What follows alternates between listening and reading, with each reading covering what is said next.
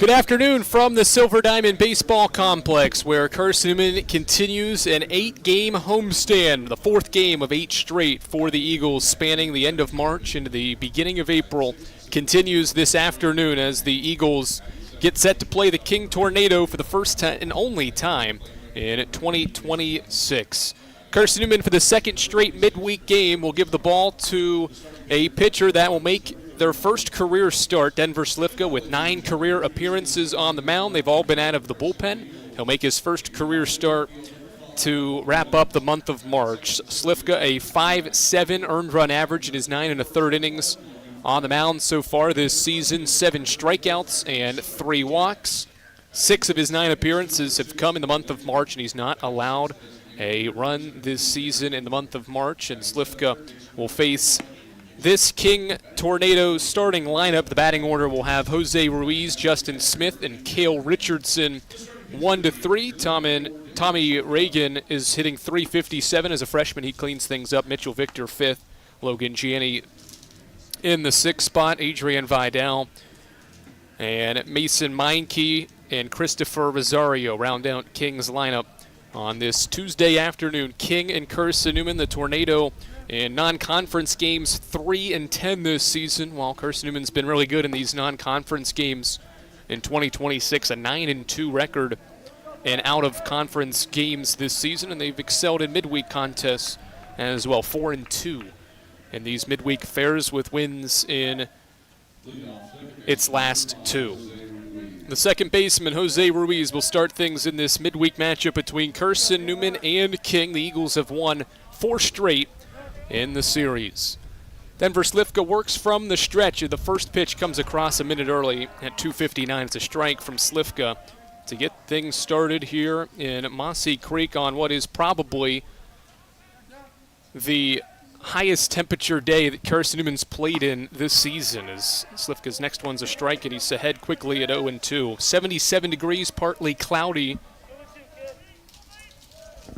on this Tuesday afternoon. Good weather all week is what's on schedule for Carson-Newman as it continues to play at home, as Slifka throws the ball into the turf. Swing and a miss by Ruiz, and Kevin Hammond throws down to first, and it's a 3-pitch strikeout for Denver Slifka to open things up in the opening inning. 5th start behind the plate for the Lipscomb transfer, Kevin Hammond, Logan Floyd, Cole Nathan, the usuals at first and second base, John O'Pierce, Aiden Gibson at shortstop and third base. Colton Evans, Maddox Green, Bradley Soto Diaz go left to right in Carson-Newman's outfield, as Slifka's first miss is the first offering to Justin Smith for a ball.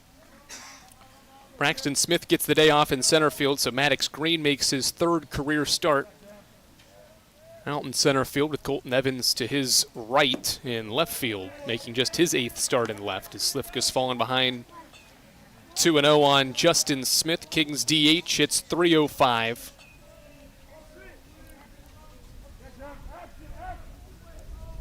In his 17th start of the year, 2-0 fastball runs inside, and after 3 pitches, 3 strikes and a strikeout of Jose Ruiz, Slifka's behind 3-0 on the 2-hitter Smith, with 1 away in the opening inning here from Jefferson City, Tennessee. Slifka's first career start as the righty sets and pitches a fastball high and away for ball 1. First base runner to the second batter of the game for the Tornado.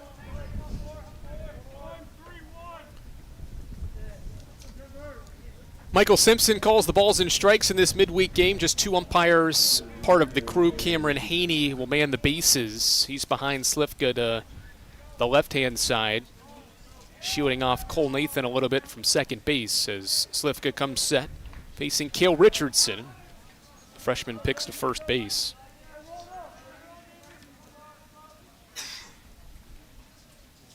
As we mentioned, first career start for Denver Slifka, the 6'3" freshman from Knoxville, Tennessee, and West High School, has provided some length on the mound this year as he drops in a breaking ball to Richardson for a strike. A career-long 3 1/3 innings back on February 20th against 6th-ranked Lenore Rhine. He gave up 2 runs and had 3 strikeouts.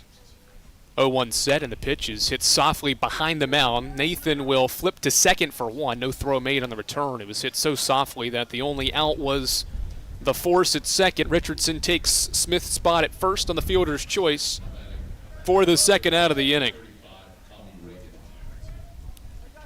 2 away for Tommy Reagan.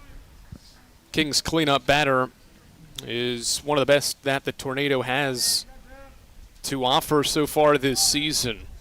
Him and Richardson 3 and 4 in this order, the top 2 hitters, as Reagan checks his swing and taps it foul off to the right side.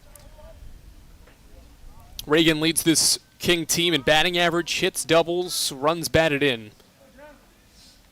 Team high 45 hits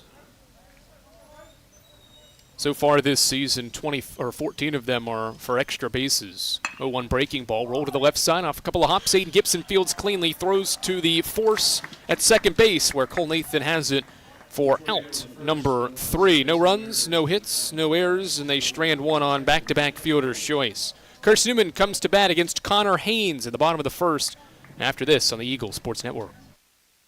Don't know what to wear on game day? Head over to shopseeandeagles.com for all of your Carson-Newman athletics gear. You can find clothing from Adidas, Columbia, Nike, and Under Armour to cover you from head to toe. Shopseeandeagles.com also has duffel bags, backpacks, jewelry, pet supplies, and gifts. Don't waste any more time. Prove you are the ultimate Carson-Newman fan with the official gear of the Eagles at shopseeandeagles.com. Visit today. Dorm food got you down? Need a home-cooked meal?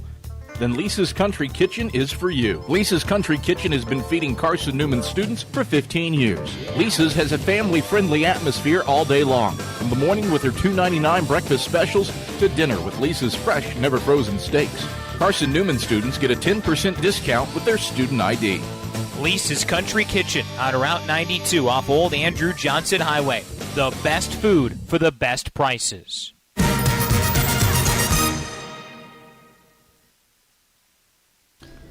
Back in Jefferson City, Carson-Newman set to bat for the first time against left-handed starting pitcher Connor Haynes, the 6-foot lefty from Churchill, Tennessee, and Volunteer High School will make another midweek start this season for the Tornado, 4th start of the year for Haynes. He started a game against Carson-Newman last season and now will pitch against the Eagles again here in 2026. A 12 ERA for Connor Haynes this year, 1 win, 2 losses over 15 appearances that span 21 and 2/3 innings pitched, 18 strikeouts to 13 walks. Teams are hitting an impressive .413 against the Southpaw this season. Connor Haynes will face this Carson-Newman batting order. Colton Evans will lead things off for Carson-Newman. The Eagles 11-2 when he hits leadoff. Maddox Green, Logan Floyd, the first 3 hitters scheduled to hit here in the first. Bradley Soto Diaz, Cole Nathan, Tanner Kilgore, 4, 5, and 6. Kilgore with now consecutive midweek starts at DH. Aiden Gibson, John O. Pierce, and Kevin Hammond. The last 3 hitters in Carson-Newman's batting order on this Tuesday afternoon against Connor Haynes. After a scoreless top half of the first, Carson-Newman will try to change that with Colton Evans leading things off against the lefty Haynes. This Carson-Newman offense has fared very well in the month of March. That's what's led to this 11-5 record this month.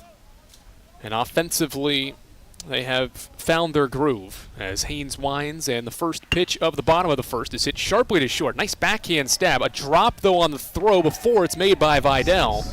And it'll go down as the game's first error. It was picked cleanly off the turf by Adrian Vidal. But as he tried to transfer it from glove to hand, he bobbled it. Colton Evans ran hard and is able to sprint to first base safely. It was still a bang-bang play at first, but Evans beats it out.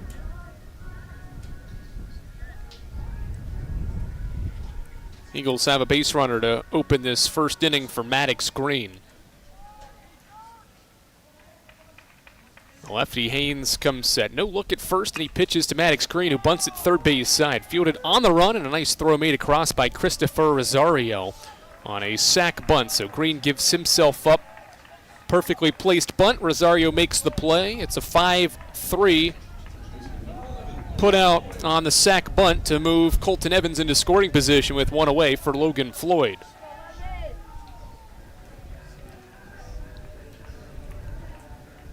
Floyd hitting a team best .390 this season. Batting average, really, for all of conference play, except for the last now 2 weekends, has been above 400 for the year. First pitch breaking ball from Haynes drops across the zone at 67 miles per hour for a called strike. 16 straight games Floyd has been on base. His hitting streak's just at 3 games. But has found himself on the bases quite often here in the month of March. High fastball from Haynes evens up the count on Floyd with Evans at second base here in the first. Scoreless opening inning, with Carson-Newman having its third hitter to the plate in this frame with just 1 out. Fair lead for Evans at second base. Haynes with a look toward the bag, and now he pitches to Floyd, a breaking ball that has Floyd fall over as he swings and misses. Comes up empty on a 68-mile-per-hour breaking ball, and it's 1-2. Multiple Carson-Newman hitters are hitting above 400 here at the Silver Diamond Baseball Complex. Floyd is one of those, hitting .462 in home games. Evans is picked off, and now he's in a rundown. The second baseman, Ruiz, has it. He's running him down and will tag out Evans for the second out of the inning. Good move by Connor Haynes. He got Colton Evans leaning at second base. The throw was good, and Evans was forced to get in a rundown. For out number 2, Eagles don't have anybody in scoring position now, and Connor Haynes is an out away or a pitch away from a 1-2-3 unconventional opening inning. It's a 1-4 caught stealing. 1-2 now to Floyd with 2 away. Breaking ball is crushed into the left center field gap, and it drops in for a base hit. Cut off before it gets to the wall by Richardson and holds Logan Floyd to a single. But the most frustrating part is Colton Evans would have had the game's first run. Instead, for Floyd, it is just a long single to left center. Carson-Newman's first hit puts Floyd aboard with 2 away for Bradley Soto Diaz. Cale Richardson out in left field. Logan Janney in center field. Mason Meinke is the right fielder for King as Soto Diaz stands in. The first one from Haynes is a fastball away for ball 1. We mentioned Christopher Rosario at third base. Shortstop is Adrian Vidal. Jose Ruiz at second. First baseman's Tommy Regan. And the catcher is Mitchell Victor, making his 10th start behind the plate. 1-0 set for Haynes, and he pitches to Soto Diaz, an inside fastball up to 81 miles per hour to even the count at a ball and a strike with 2 outs. Eagles have had 2 runners in this inning. Colton Evans reached on a fielding error, was caught stealing, though, during Floyd's at-bat, and then the next pitch, Floyd hit into left center field for a single, and that's why he's at first right now. 1-1 foul by Soto Diaz was late on a breaking ball. And it's a 1-ball, 2-strike count here in the opening inning. Connor Haynes trying to match Denver Slifka's scoreless first in this midweek contest. Haynes working from the left side of the rubber. Comes set and pitches a 1-2 that Soto Diaz hits sharply right to the shortstop Vidal. The force play made at second base, and the inning's over. No runs on a base hit, an error as well, and Carson-Newman strands a runner. We've played a scoreless first inning here at the Silver Diamond Baseball Complex on the Eagle Sports Network. Tri-Light is proud to support Carson-Newman Athletics. We salute the student athletes who are working hard to make great things happen on the field, in the classroom, and in the world. It takes vision, commitment, and teamwork, qualities we share at Tri-Light. Our mission is to provide life-changing opportunities by building a world-class fiber broadband network. If you'd like to learn more, please visit trilight.net or call us at 833-847-0824. We select our insurance companies the same way you do, very carefully. When you work with us, you can count on receiving fast, courteous, and professional service and quality protection through Auto Owners Insurance. For a no-problem approach for your life, home, car, and business insurance needs, ask us about the No Problem Company, Auto Owners Insurance. Call Bible Insurance Agency at 423-586-4320 or go by 1600 East Andrew Johnson Highway in Morristown, serving the Lakeway area's insurance needs since 1931.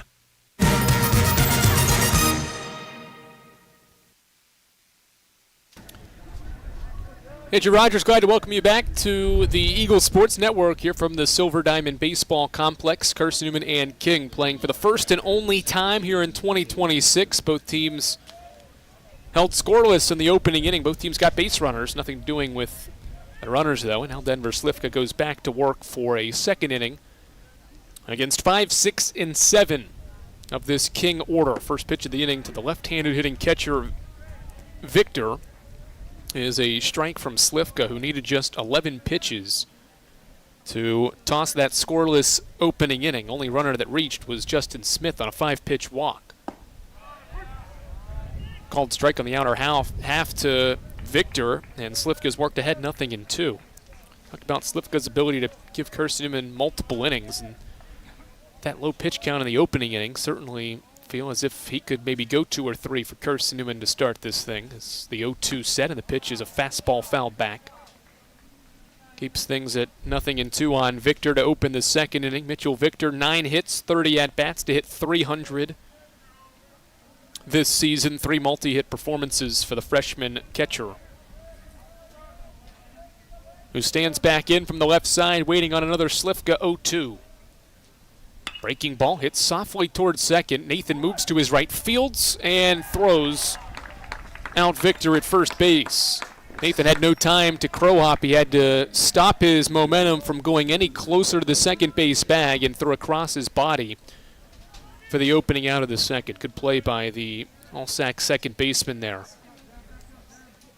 Didn't need to rush it, but needed to hurry to get Victor. And now Logan Janney with 1 away in the second. First pitch to the center fielder for King is a strike. Janney finished off a good weekend, even though King was swept by Young Harris. Janney went 4 of 5 at the plate in the last 2 games of that series. 0-1 fastball away, misses to even the count. It's a King team that enters today's game having lost 10 straight games. And they have not won a game in the last 17 days, nearly 3 weeks since a victory. As Slivka drops in a breaking ball to Janney for strike 2. 1 ball, 2 strike count with 1 away and a scoreless top of the second between Carson-Newman and King. Now the 1-2. Hit on a couple of hops to John O'Pierce. Waits on the last one to throw to first for out number 2. Back-to-back groundouts to open up the second for Slivka. 10-game losing streak for the Tornado. 4th longest active losing streak in Division II. Surprisingly, the 3rd longest active losing streak, though, among Southeast region schools. Chowan and Claflin have lost more games consecutively here as of late than King in the Southeast region, as the first pitch to Adrian Vidal is a strike. Good work from Denver Slivka here early on, pounding the strike zone. 20 pitches, 15 strikes for the rookie. Here's the 0-1. It's another strike. Outside corner at 81, and he's worked ahead on Vidal, 0-2 now. A lot of soft contact against Slivka here early on. A couple of ground outs so far. Trying to finish off Vidal for a 1-2-3 second. 0-2 on the way. High and inside fastball. Waste pitch moves the count to 1-2. Force the shortstop Vidal to move his head out of the way. 1-2 breaking ball. Tried to go to the outer edge and missed outside on his slider. And it's a 2-ball, 2-strike count.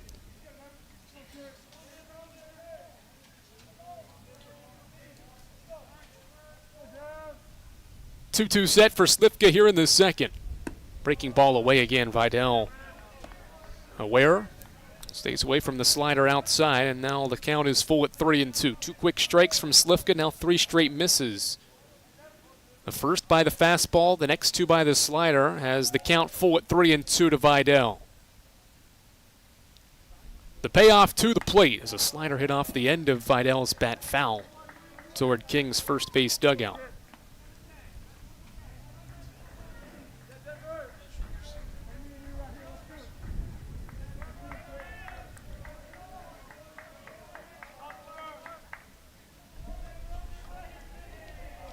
Adrian Vidal, the two-out batter here in the second. A second payoff from Slifka is a fastball on the outer edge for called strike 3.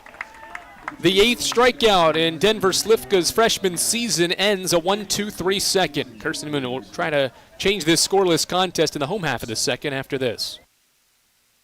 How do you know you're in a community, not just a town? Well, strangers smile as they walk by. They refill your coffee without you asking. And when you ask directions, people offer to walk you there. Communities give more.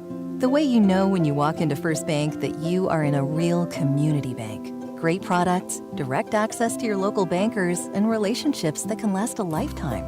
Don't just have an account. Have a community with First Bank. Member FDIC.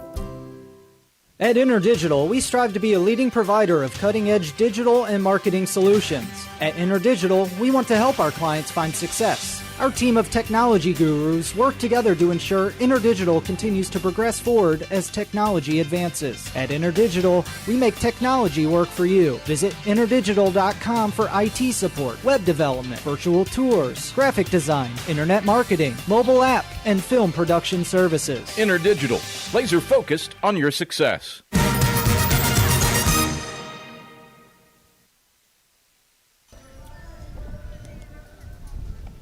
3 half innings in the books in this midweek game. 3 scoreless half innings. King held in check in the second. A 1-2-3 inning pitched by Denver. Slifka keeps things scoreless as Connor Haynes finishes up his warm-ups prior to beginning this home half of inning number 2.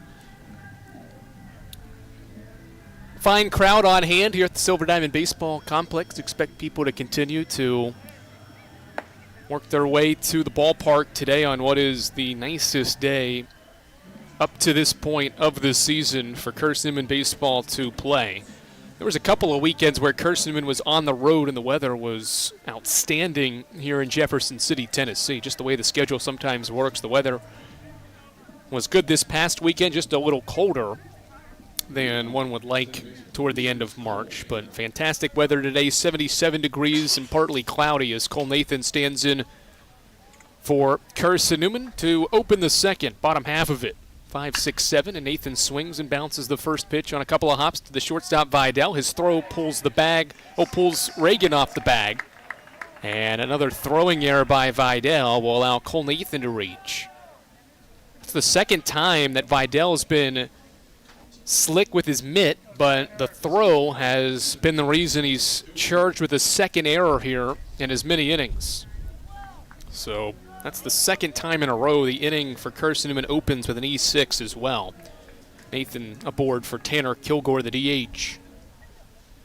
This is a King team, second best in Conference Carolinas by its fielding percentage at 97 for the year. First pitch breaking ball outside to Kilgore for a ball. But the Tornado is in the midst of its worst stretch defensively here as of late. They've committed an error now in 6 straight games and now have 5 of those with at least 2 errors. 1-0 set, the breaking ball pitch to Kilgore is in there for a called strike at 68 miles per hour. 1-1 count on Tanner Kilgore, a .241 hitter. Just 29 at-bats in what is his 9th start and 14th appearance in his junior season. Before a 1-1, Haynes will pick to first.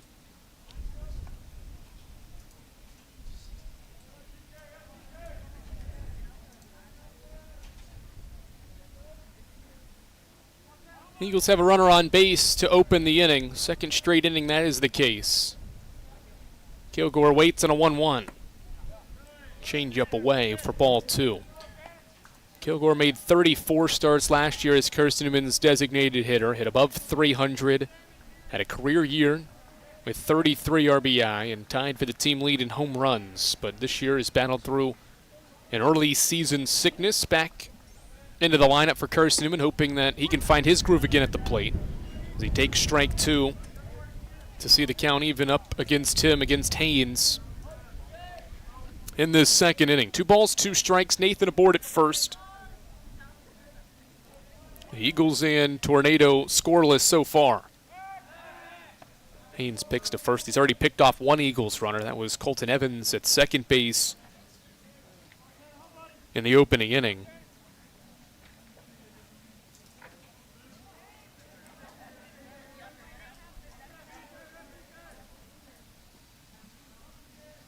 Haynes pitches a 2-2 breaking ball. Kilgore lifts it out toward right field. Long run for Meinke, and he won't get there. It drops in for a base hit.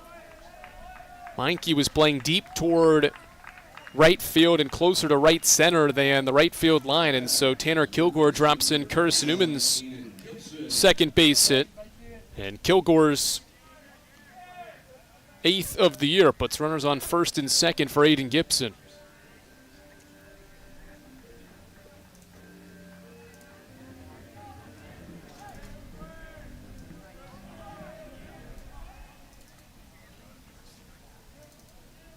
Two on, nobody out.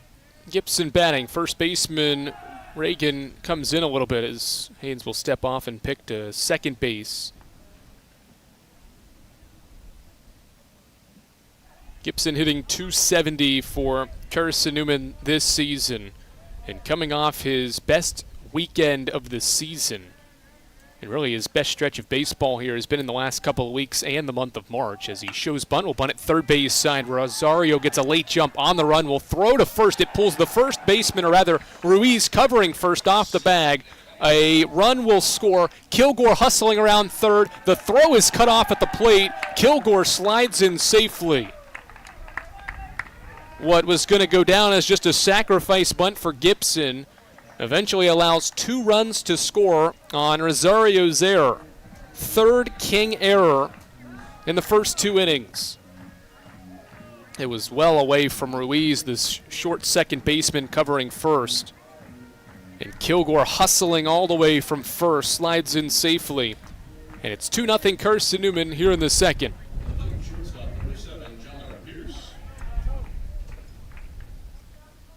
John O'Pierce bats for the first time for Carson-Newman. Corners playing in as Pierce bunts at third base side again. This one will be fielded by Haynes. His throw late, pulls Rosario off again. It gets away from him.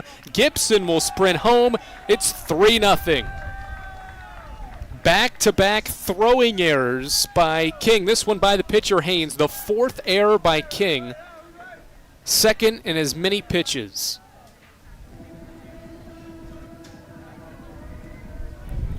Again, they had Ruiz, the second baseman, covering. These bunts have been placed very well, and the Eagles taking advantage of King's mistakes. Now Nathan, Kilgore, and Gibson have all scored on errors in this second frame. Still nobody out as the 9-hitter Kevin Hammond steps in. He shows bunt, bunts it up into the air, foul into the screen, strike 1. So now Pierce aboard at first base.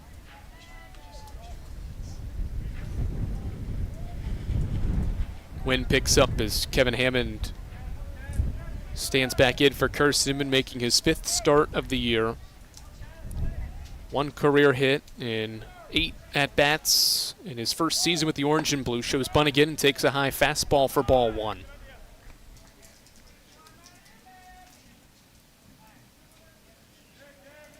Three nothing Carson-Newman here in the second. 3 King errors and 4 batters here in this second inning have allowed Carson-Newman to strike 3 times. Hammond showing bunt again. A 1-1 fastball is high and outside from Haynes. And it's 2 balls and 1 strike.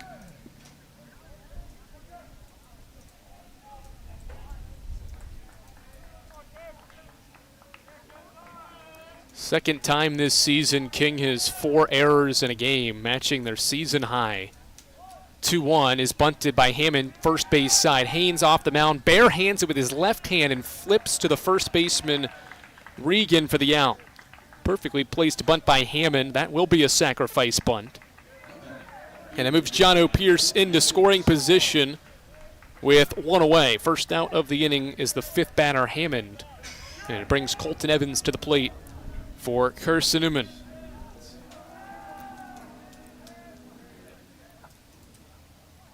Evans batting for the 2nd consecutive inning. Reached by an error before being caught stealing in the first. First pitch fastball from Connor Haynes misses upstairs. King's other 4-error game this season was the first game in this month of March. On March 3rd, they committed 4 errors at Tusculum in an 11-8 loss. They've already committed 4, with only 4 outs recorded so far as Haynes drops in a breaking ball outer edge for a called strike. 1-1 count on Carson-Newman's leadoff batter, 6th of the inning for Carson-Newman. The lefty Haynes comes set. Fair lead for Pierce. He gets his secondary as Haynes goes home, and Evans slaps a breaking ball into the screen for strike 2. Fouled it off.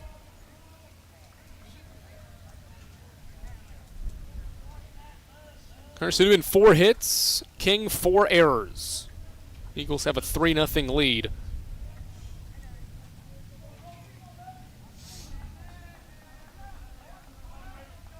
Haynes sets. They'll go to second base.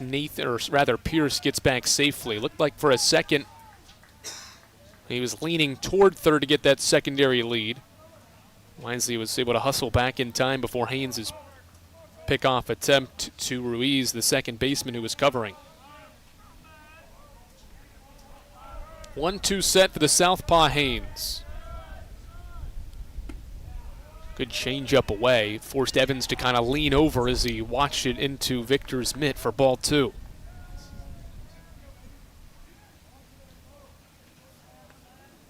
Two ball, 2 strike count on Colton Evans here in the second. Kings defense plays back with 1 away in the second frame as Haynes sets. A look at second base, and now he pitches to Evans, a breaking ball that's fouled off.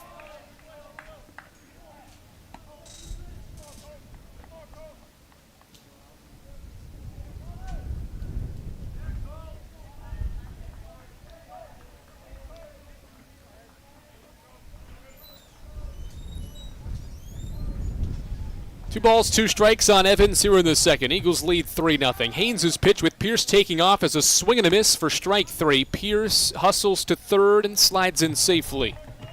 Stolen bag for Jono Pierce, his 6th of the year, but Colton Evans down swinging on strikes. First strikeout by Connor Haynes is out number 2 in the second inning with Pierce at third base.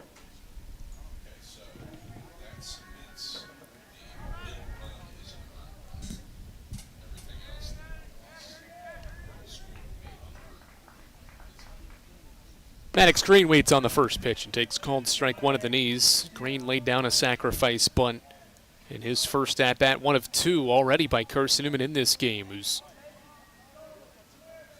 elected to use the small ball approach here early on, and that's benefited them to a 3-run lead as Green is hit by the 0-1 breaking ball from Haynes. I think it hit off his foot or ankle there as it swept its way toward the plate. So Green hit by a pitch for the 10th time this year. Puts runners on the corners for Carson-Newman, and it's all sack first baseman Logan Floyd bats with 2 on and 2 out.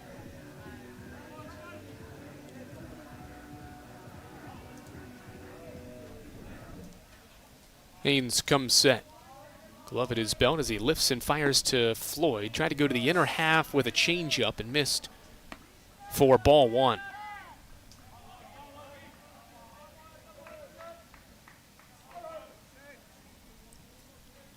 1-0 count. Carson-Newman in this inning has scored 3 runs on 3 hits. 3 King errors have aided those runs to come across as Haynes' fastball makes it 2-0. Aiden Gibson, Jono Pierce both laid down bunts that were intended to really be sacrifice bunts, but go down as base hits, and throwing errors that King made allowed runners to score on both of those bunt singles. Floyd hits one on the ground, left side. It's the shortstop, Vidal, trying to backhand the ball in the hole and can't make the play. Logan Floyd's got himself a second hit in as many at-bats to score Carson-Newman's 4th run. RBI single for Logan Floyd scores Jono Pierce, and the Eagles will bat around now in the second inning. It wasn't hit all that well, but it was hit enough in the hole that not certain Vidal had any play anyway. With the speed of Green moving from first to second and Vidal having to move away from any bag that he had a force play at. Time called as Connor Haynes has faced 8 batters in this second inning, in which Carson-Newman scored 4 times on 4 hits, and Haynes' defense behind him has made 3 errors. Pitching coach Ray Berry, former King pitcher, out to chat with Connor Haynes, with the infield joining in. First and second, 2 away, 4-0 Carson-Newman, and Bradley Soto Diaz will be the batter for the Eagles. Trying to balloon this lead out some more here in the second. Lefty Haynes back to work. It's been a long inning for the southpaw. He's thrown 33 pitches so far, and he fires in a strike to Soto Diaz at the knees for strike one.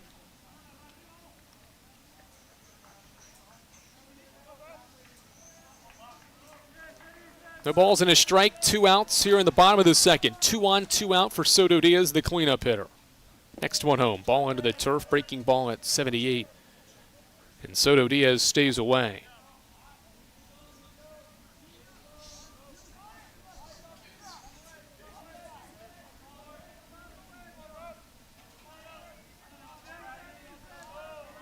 Ball on a strike on Soto Diaz, hit into a fielder's choice in the first. 9th batter of the inning for the Eagles. Breaking ball stays high from Haynes, and it's 2 balls and 1 strike. Carson-Newman's already scored 4 times in this inning. 21st time this year the Eagles have scored 4 or more runs in an inning. And obviously by far the most errors committed by an opponent in an inning as well. 2-1. Soto Diaz late on the fastball at 81 and sees the count even up at 2 balls and 2 strikes. The Eagles have scored as many as 8 runs in an inning. That was that 3-run comeback at Anderson to open this month. Scored 8 times to rally at Anderson in that game. 2-2 set for Haynes.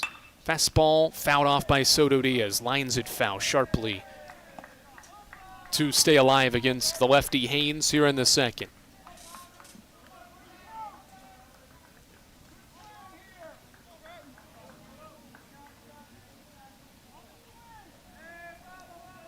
Haynes steps off, now regroups as he sees Soto Diaz stand back in. 2 balls, 2 strikes, 2 on for the Eagles. 2 outs in the inning. Soto Diaz takes high on a fastball at 82, and the count is full. Runners will be on the move when Haynes makes his move toward home. Soto Diaz waiting on a 7th pitch from Connor Haynes here in this at-bat with 2 on and 2 out. The payoff home. High ball 4. Inning continues. Carson-Newman will get Cole Nathan back to the plate. The 10th hitter of the inning will be Nathan with the bases loaded here in the second. Almost feels like one ball hit into the gap here by Cole Nathan, or even just an RBI base hit that scores a pair of runs, could give Carson-Newman some nice cushion to work with here in this midweek game. Take advantage of King's mistakes even more. Haynes sets, lifts, and fires the first one to Nathan. An outside fastball for ball 1. Now 41 pitches for the southpaw Haynes. Starting against Carson-Newman for the 2nd straight game between these two teams. 41 pitches, 25 strikes so far, facing his 14th batter and his 10th this inning. 1-0 to the second baseman Nathan is another fastball away. 2-0. Carson-Newman's bases loaded struggles have been documented often this season. In the last 12 seasons, Carson-Newman has never hit below 220 with the bases loaded. This year they're hitting a .177. 2-0 fastballs away at 3-0. Now certainly a bases loaded walk here does not count toward the batting average. Would be a productive at-bat to score a run, but the Eagles have just not had the necessary capabilities at times to drive in runs with a base knock. Just 11 hits and 62 at-bats with the bases loaded. Here's a 3-0 to Nathan that Haynes finds the zone in finally. It's now 3-1. Nathan himself batting for the 7th time this year with bases loaded. He's 1 for 6. 3 balls and a strike. Green at 3rd, Floyd at 2nd, Soto Diaz at 1st. 3-1. Called strike. Nathan took 2 steps to first, thought he had ball 4. Back-to-back 3-2 counts here that Connor Haynes has worked in. He lost Soto Diaz on the 7th pitch to ball 4. Here's the 6th one from Cole Nathan. The lefty sets. Runners move the pitch home, and Nathan fouls it back.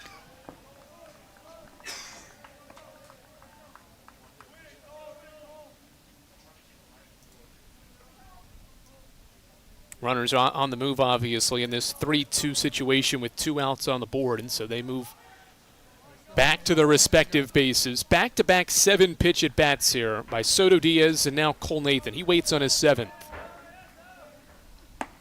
Fastball away, ball 4. Carson-Newman's lead extends to 5-0.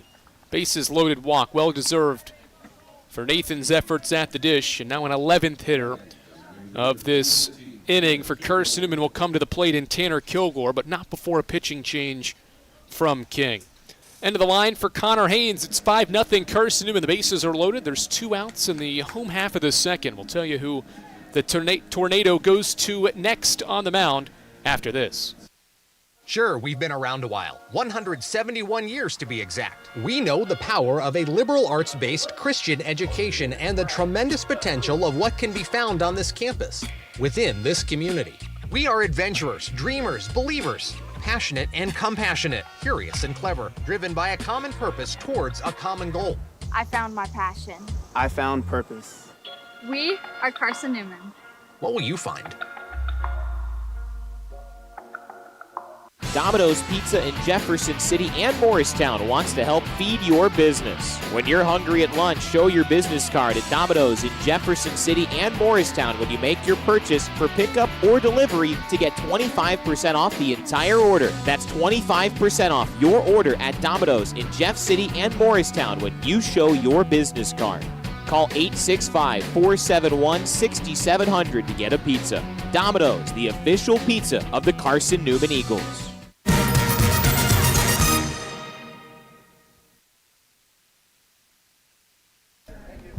Freshman Cade Pomeroy now to pitch for King, the 6'3" right-hander from Hendersonville, Tennessee, and Hendersonville High School. In to pitch for the Tornadoes, 16 appearances now this season for Pomeroy, a 9.6 ERA and 14 innings of work, 18 walks to 12 strikeouts, the ratio there. He has allowed 10 extra base hits this season. Half the hits he's allowed have gone for extra bases. And opponents this season hitting .355 off the freshman right-hander this season. Pomeroy takes the ball from Connor Haynes, who has been plagued by some defensive struggles in this second inning. If you're just joining us, it's been a long second inning in favor of Carson-Newman. The Eagles have scored all 5 of their runs in this frame on 4 hits. 3 of the hits have not left the infield. And there's also been 3 errors in this second inning, 2 of which came on those bunt singles by Aiden Gibson and Jono Pierce. And that's why Connor Haynes has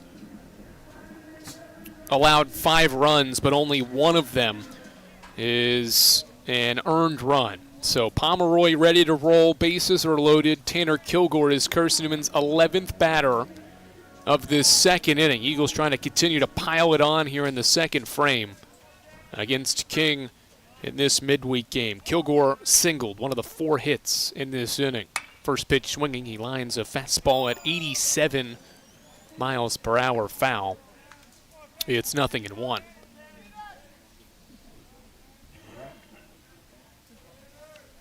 Impressive how Carson-Newman's hit the ball out of the infield 1 time this inning and has scored 5 times. 0-1 set, the pitch to Kilgore is fouled back. Another fastball, that one up to 88 on the radar. Makes it 0-2. Kilgore late on both fastballs in his second at-bat this inning. Logan Floyd is at third base. He got there after Soto Diaz and Cole Nathan walks. Soto Diaz, Nathan aboard at second and first. The 0-2 pitch from Pomeroy. Breaking ball stays well high. And it's a ball in 2 strikes now in this second inning.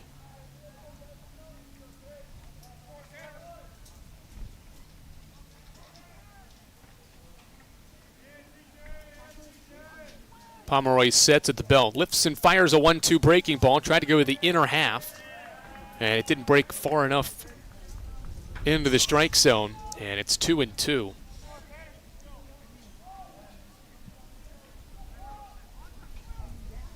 Carson-Newman's at-bats have been really good here with the bases loaded. Soto Diaz and Cole Nathan each worked 7 pitch at-bats, as Kilgore is going to watch another breaking ball stay high. And it's 3-2. The junior DH will wait for a sixth here. As Cade Pomeroy pitches to his first batter out of the bullpen. Here's the payoff. Runners move, and the pitch is well outside for ball 4. So Pomeroy fires in 2 quick strikes and then 4 consecutive balls, loses Kilgore, and Carson-Newman extends its lead to 6-0 on a back-to-back bases-loaded walks. Maddox Green scored previously. Logan Floyd scores now. Soto Diaz to third. Nathan to second. Kilgore at first. And the batter's Aiden Gibson. First one of the senior third baseman's into the turf for ball 1. 5 straight have missed the zone now from Pomeroy. It's a 6-run second for Carson-Newman.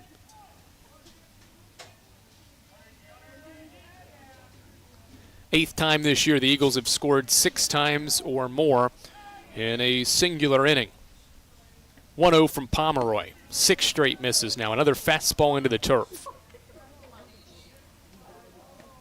It's been a miserable inning for King so far. 3 straight walks from its pitching staff. 4 errors committed in the game. 3 are in this inning. 2 came on consecutive pitches. 2-0 is low and outside to Gibson, and Pomeroy has lost control of his command after his first 2 pitches were strikes.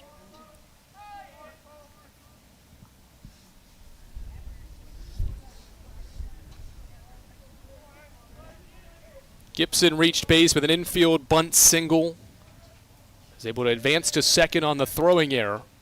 3-0, he's taking all the way and does take a strike. So 7 straight misses, and Pomeroy's back in the strike zone. 3-1 the count on Aiden Gibson, hitting .435 over his last 10, and making his 175th career start today.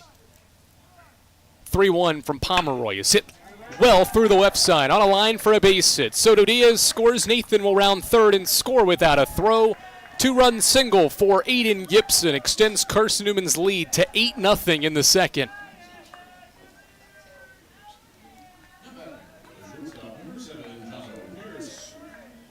Six straight Carson-Newman hitters have reached base safely. 2 RBI knock for Aiden Gibson. Keeps the line moving here in the second.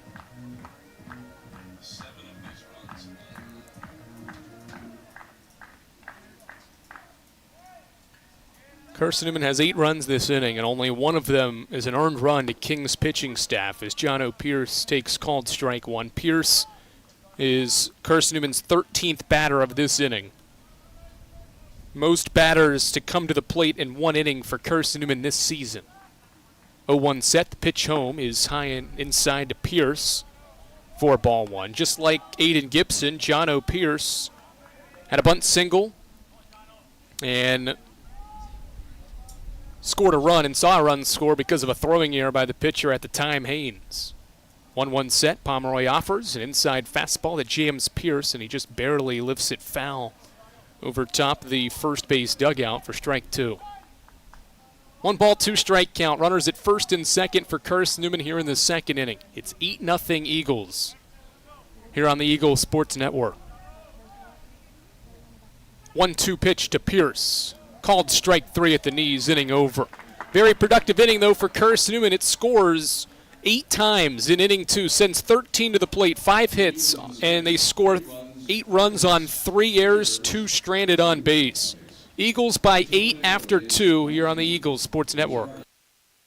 Domino's Pizza in Jefferson City has deals for Carson-Newman students. Bring in your valid student ID when you order for pickup or delivery, and Domino's in Jefferson City will give you a steaming hot large 1-topping pizza for $4.99. That's a large 1-topping pizza for Carson-Newman students for $4.99 at Domino's in Jeff City. Call 865-471-6700 to order. That's 865-471-6700. Domino's, the official pizza of the Carson-Newman Eagles. Okay, let's see. I'm ready to do this.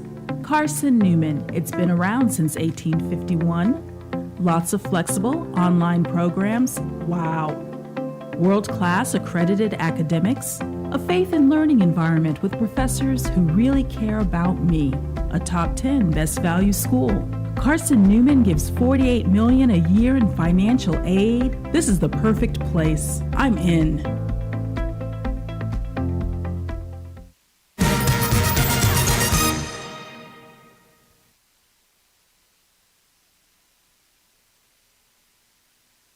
Back at the Silver Diamond Baseball Complex, Eagles up 8-0. And Maddie Knuckles, Carson-Newman women's basketball's Southeast Regional Tournament MVP, was just celebrating her, what I believe to be probably 20th birthday here at the Silver Diamond Baseball Complex, as King's 8th batter of the lineup, Mason Meinke, taps one foul toward first base.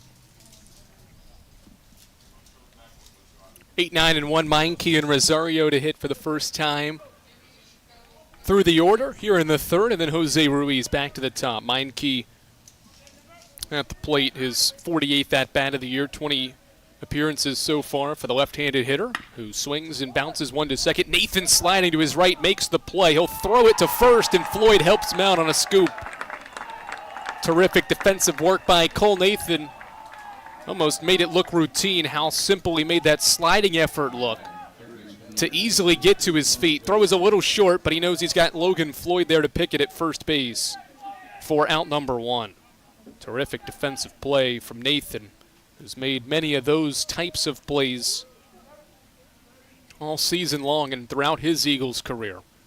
9-hitter is Christopher Rosario, and he takes a strike from Denver Slifka, who quietly now has retired 8 straight since a one-out walk in the first.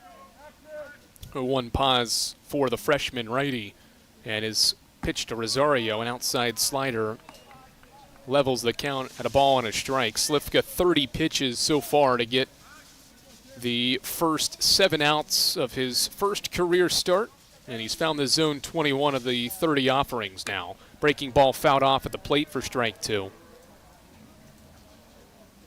And it's a 1-ball, 2-strike count on King's third baseman Rosario, who's made defensively one of King's 4 errors. Looking to redeem himself here at the plate, hitting .296 for the year. 16 base hits, just 3 of them have gone for extra bases. 1-2 set for Slifka with 1 away in the third. The pitch is a changeup outside for ball 2. 2-2 count on Rosario here in the third.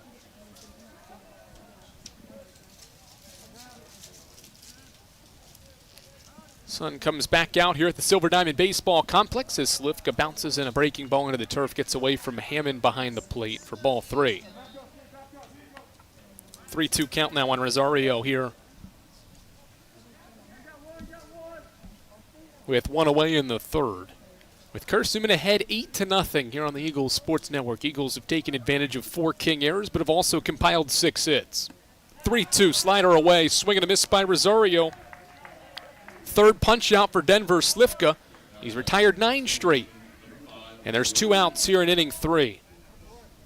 Really good pitch.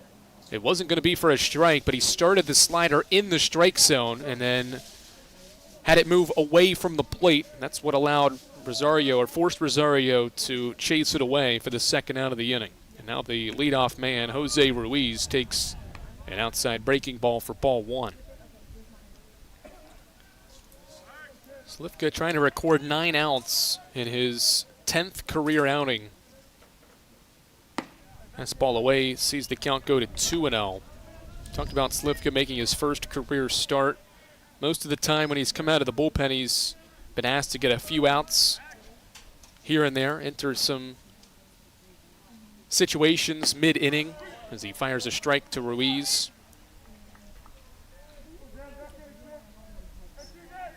4 of his 9 outings entering today have asked him to get less than an inning of work out on the mound. Good fastball away, evens the count at 2 balls and 2 strikes on Jose Ruiz. Slifka's only allowed 6 earned runs all year, and they were in back-to-back outings at the end of February. He's found himself in a groove here in the month of March.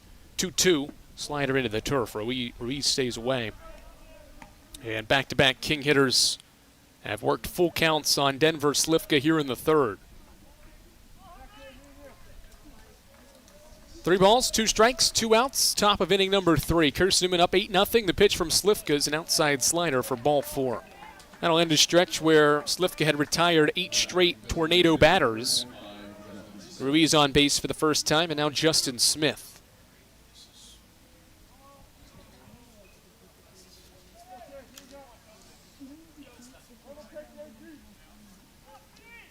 Justin Smith, the DH, is the only other King hitter to reach base. He was walked in the first, and he takes inside from Slivka for ball 1. Slivka has now has reached the 40 pitch mark. That was pitch 41. As he works against Smith here in the third with his team up 8-0. CN's right-hander bounces one into the turf. It bounces over the first base dugout and goes out of play. Young fan in attendance goes and snags that thing from behind the first base dugout. And a wild pitch will move Ruiz to second base here in the third inning. Bounced off the plate, I think, in front of Hammond as well, and that's why it got so far high into the air and out of play. 2 balls, no strikes, the count on Smith, who waits on a pitch and lines it into right field over the leaping Nathan into right field for a base hit. Soto Diaz drops the ball, but Ruiz turned around third and stopped there. And so it's King's first hit off the bat of Justin Smith. A line drive single to right. Puts runners on the corners with 2 away for Cale Richardson. Good piece of hitting by King's DH, who has just his second hit in his last 6 games. And now with 2 on and 2 out, it's one of the best hitters in this King order, the 3-hitter Cale Richardson. Richardson hitting .316, leads this club with 7 home runs. And the first pitch from Slivka is a breaking ball at 79 for strike 1. Richardson bounced into a fielder's choice in the first. It's a 5-4 fielder's choice put out at second base in that first inning. 0-1 set, and Slivka pitches a slider away for ball 1.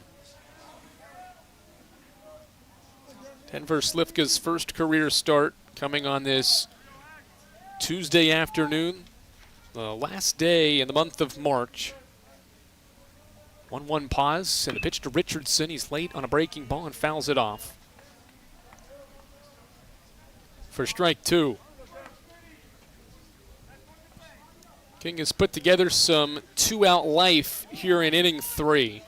After Meinke bounced out and Rosario struck out, Ruiz was walked and Smith singled. They're at first and third with 2 outs for Richardson here in the third. 1-2, slider away. Richardson made a motion toward the pitch, but stayed away from it. And the count is even. 2 balls, 2 strikes, 2 outs, 2 on for King in this third inning, trying to chip away at what is an 8-run deficit.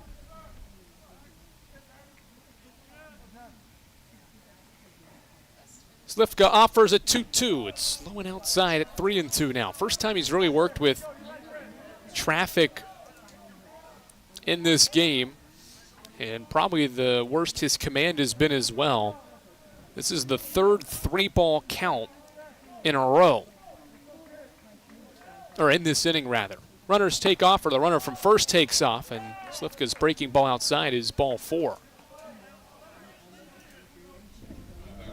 Third walk of the game for Slivka, second of the inning, draws Carson-Newman's pitching coach Jason White out of the third base dugout. And at least for now, he's going to talk with his freshman pitcher. No signal made to the bullpen just yet. Bases have now been loaded for King. 2 walks and a single to load him up here with 2 away in this third inning for the cleanup batter, Tommy Regan. It'll just be a conversation between White and his young pitcher Slivka, with his catcher Kevin Hammond out there chatting as well. Slivka's up to 49 pitches. We talked about how this is one of his longer outings. His longest was against Lenore Ryan in relief work on February 20th, 3 1/3. No other outing has he recorded more than 3 outs this season. Bases loaded. First one to Regan is a fastball, or rather a breaking ball, outside for ball 1. Now 50 pitches for the freshman Slivka. Working with the bases loaded, 28 of them are strikes. There's 29 as he fires a strike on the outer edge to Regan to level the count.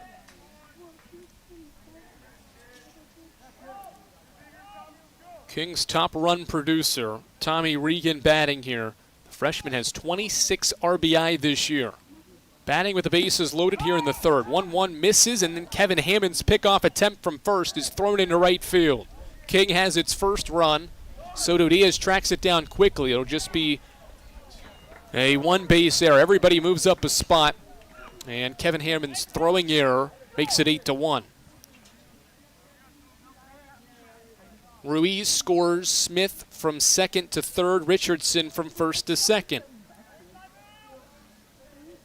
Pitch was a ball as well. Floyd had to lean across the runner who was diving back into him to try to get the ball, but it was well out of his reach. As Slivka's breaking ball misses high and inside, and it's 3-1. There is an open base at first now.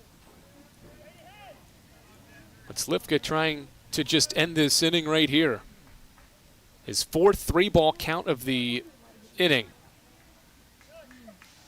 Hitter's count for Regan. Here's the offering. It's a slider knee-high. Regan thought about it, stayed away, and sees the count go full at 3-2. 3 balls, 2 strikes, 2 outs, 2 in scoring position for King here in the top of inning 3. Payoff from Slivka. Fastball high, ball 4. Fourth walk now from Slivka, third in the last 4 batters in the second straight. And the bases are loaded again. Mitchell Victor bats with the bases loaded. King has done all of this with 2 outs. They've only put the ball in play twice in this inning. 1 ground out and that Justin Smith line drive single. The ball's been in the outfield once. Well, twice, if you count the throwing error. As Slivka's fastball is in on the hands of Victor for a called strike. 8-1 the score. Carson-Newman scored 8 times in the second inning. King has responded back with so far 1 in this third. Nothing in 1 pitch. Slivka fires in a strike. And it's nothing in 2. First time Slivka's worked ahead, nothing in 2 on a King batter in this top of the third inning. Will it result in the final out of the frame? Tornado has the bases loaded. 0-2. Ball into the turf. Good block by Kevin Hammond. Keeps it in front. Runners will stay put on ball 1. Really good execution by Hammond to keep that ball centered right in front of the plate, knowing that breaking ball from the freshman Slivka was coming. 1-2 pause. And the pitch to Victor. Runs inside and it hits King's catcher. It's 8-2. Bases loaded, hit by pitch. Brings in another King run. Regan to second, Richardson to third. Smith scores. Victor now aboard. And Kevin Hammond will walk out along with pitching coach Jason White. Carson-Newman will go to the bullpen here in the third. King has gotten 5 straight hitters on base with 2 outs here in the third. Carson-Newman's going to the bullpen for the first time. Up 6 here on the Eagles Sports Network. This is Carson-Newman men's basketball alum Taylor Hawkins. I want to help your family secure its financial future. I'm with Modern Woodman Financial Planning, where we touch lives and secure futures. Let Modern Woodman protect your family's financial security through life insurance, retirement planning, and financial services. You can contact me, Taylor Hawkins, at cneagles.com/Modern Woodman. That's cneagles.com/Modern Woodman. Help secure your family's financial future through Modern Woodman Financial Planning. The #1 source for Carson-Newman athletics gear, shopseeandeagles.com, where you can find gear from Adidas, Columbia, Nike, and Under Armour. Shirts, jerseys, sweatshirts, shorts, pants, hats, and scarves. Shopseeandeagles.com is your source for everything CN. You can even show your school spirit on your smartphone or tablet. All of your game day essentials can be found in one place. ShopSeeAndEagles.com.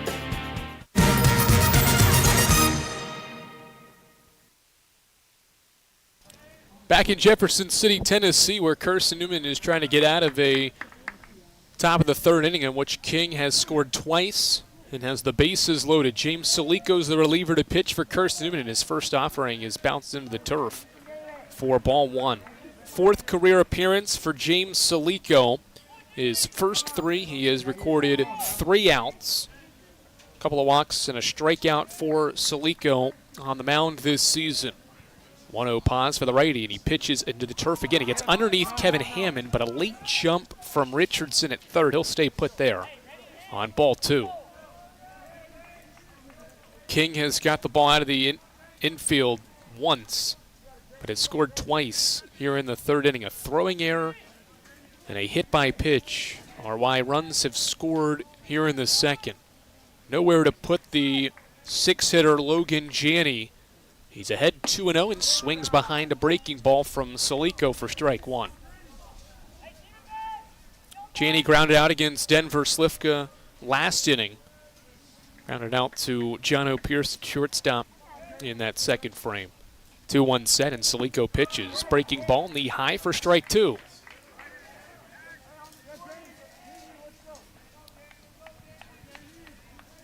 Eighth batter for King here in the third. They have been able to get its last 5 hitters to reach base as Salico tried to backdoor Janney with a breaking ball and missed inside. 3 balls, 2 strikes. Yet another 3-ball count here in this third inning. The 5th of the frame in 8 batters. Janney against Salico with the bases loaded. Runners move. The pitch home is lined sharply foul as a breaking ball, and Janney was all over it. Crushed it foul toward some of the players sitting off toward Carson-Newman's bullpen in foul ground.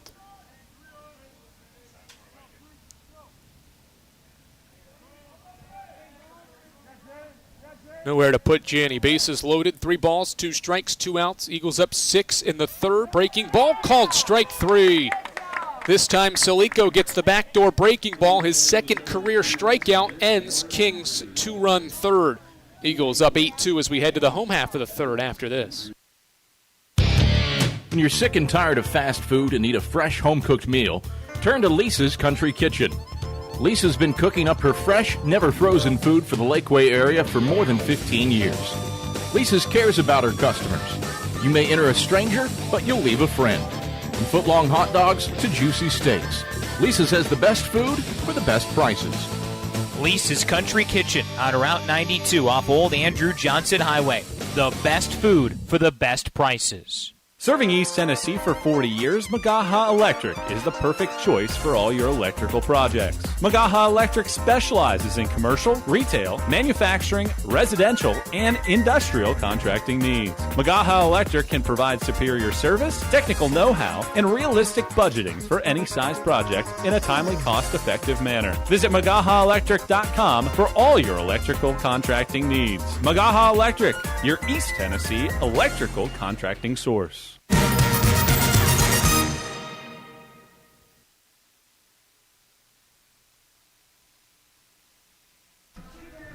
Cade Pomeroy warms up to pitch this bottom of the third inning. He was able to record the final out in that 8-run second for Carson-Newman, and he'll go to work once again here in this third inning. Took him 15 pitches, but he did finally end that Carson-Newman 8-run second inning, which finally brought to an end starting pitcher Connor Haynes' line. Haynes gets 5 outs in this game. An inning and 2/3 allows 5 hits, 8 total runs. Only 1 of them are earned. A couple of walks and a strikeout for Haynes, the lefty, and 14 batters faced. And now he gives the ball to Cade Pomeroy, and he'll open the third for the Tornado against 9-1-2 in Carson-Newman's batting order. Kevin Hammond will lead things off. Colton Evans, Maddox Green back to the top of the order for the Eagles here in the third. First pitch of the frame is a high fastball from Pomeroy for ball 1. Carson-Newman leads 8-2. All 10 runs have been scored in consecutive half innings now. Bottom of the second for the Eagles, top of the third for King. As Hammonds watched the first 2 now Miss outside the strike zone on fastballs from Pomeroy. Here's the 2-0. It's a fastball outside. It's 3-0.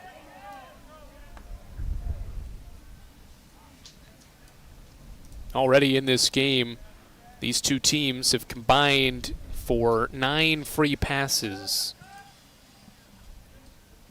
3 walks by King, 1 hit batter, and now a 4th walk, the second by Pomeroy. Kevin Hammond aboard to open the 3rd on a 4-pitch walk.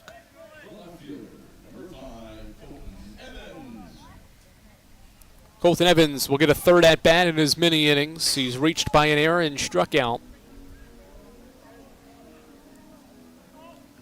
So far in his trips to the plate. He bats with Hammond at first base with nobody out here in the 3rd. Pomeroy sets, first one home. Evans shows bunt, takes it back because the fastball at 85 miles per hour is low and outside for ball 1. Now 5 straight misses from Pomeroy here to open the 3rd. After 2 early strikes to start his relief outing, he then missed on 7 straight last inning. He's back in the strike zone with a fastball to Evans to even the count at a ball and a strike. Rosario playing just inside the bag at third base. Potentially anticipating a sacrifice bunt. Evans has showed it in this at-bat. Pomeroy sets, long pause. And now he pitches with the runner moving from first. Evans swings and fouls it off.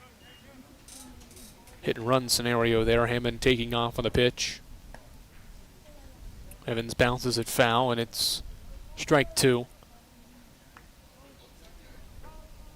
A ball and 2 strikes. Eagles have a runner at first base here in inning 3. Up by 6. Pomeroy sets at the belt. And will pick to first base. Hammond not getting much of a lead at first. Back with ease. Talked about the success of Carson-Newman's offense. 8 double-digit hit games for the Eagles over their last 10 games. So far, 6 and 2 full innings as Evans watches a breaking ball stay above the hands for ball 2. 2-ball, 2-strike count on Carson-Newman's leadoff batter. During this 10-game stretch in which the Eagles have 8 double-digit hit performances, they have produced 3 games with 10 or more runs. 2-2. 75% effort by Evans on the changeup blow. It'll be swinging strike 3. Evans has struck out twice in 3 at-bats. And with 1 away, it's Maddox Green's turn. Good pitch there. It was not a strike from Pomeroy, but he got just enough of a chase on that fastball below the knees. And the 1-out batter with 1 on is Carson-Newman's center fielder, Maddox Green, who will wait a second as Pomeroy checks on the runner, Hammond at first base.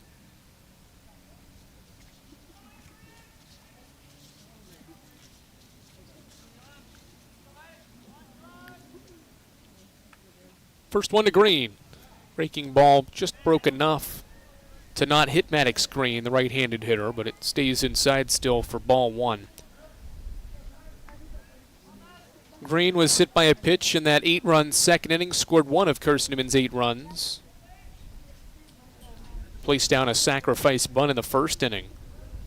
1-0 pause for Pomeroy. He pitches with Hammond moving, and Green hits it softly through the right side for a base hit. Hammond's going to go first to third on the hit and run to put runners on the corners. Maddox Green has his first hit. It's Carson-Newman's 7th. Corners are occupied for Logan Floyd here in the 3rd. Eagles have executed the hit and run now several times over the last handful of games. Did it a couple of times this past weekend against Newberry. Green does just enough to hit it through that open right side. Ruiz was going to cover the second base bag because of Hammond attempting to steal, and that opens up a lot of room for Green to poke one through the right side. Now Logan Floyd's turn, and he takes a breaking ball high and inside from Pomeroy for ball 1. 2 base hits for Logan Floyd so far. His batting average right at .400 as he bats for the 3rd time in this game. Both of his base hits have been singles. One went into left center field, the other went to shortstop. Short lead for Green at first, but that's where Pomeroy tries to pick him off, and Green's back safely.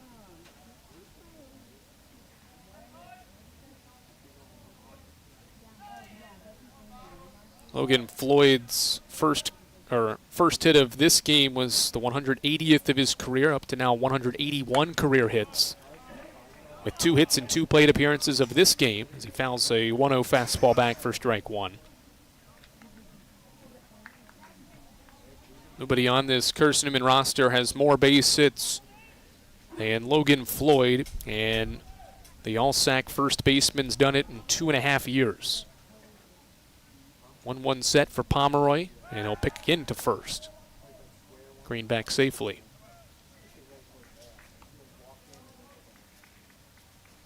Floyd has added another multi-hit game to his career ledger, now 56 career games with at least 2 hits. Another pick to first.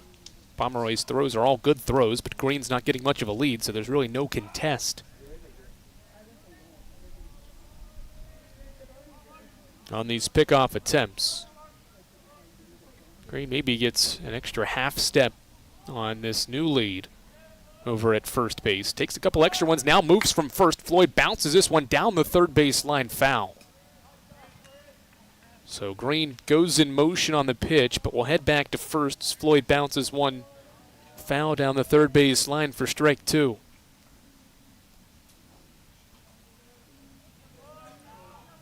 The junior Floyd, as we've said, 56 career multi-hit games now, 16 of them are this year. By far the team lead. Here's the 1-2, and he lines it sharply. Will it stay fair? It will, down the left field line.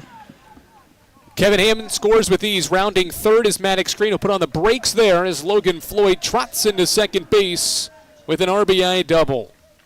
Second RBI of the game for Logan Floyd. Plates Carson-Newman's 9th run, and the lead extends to 7.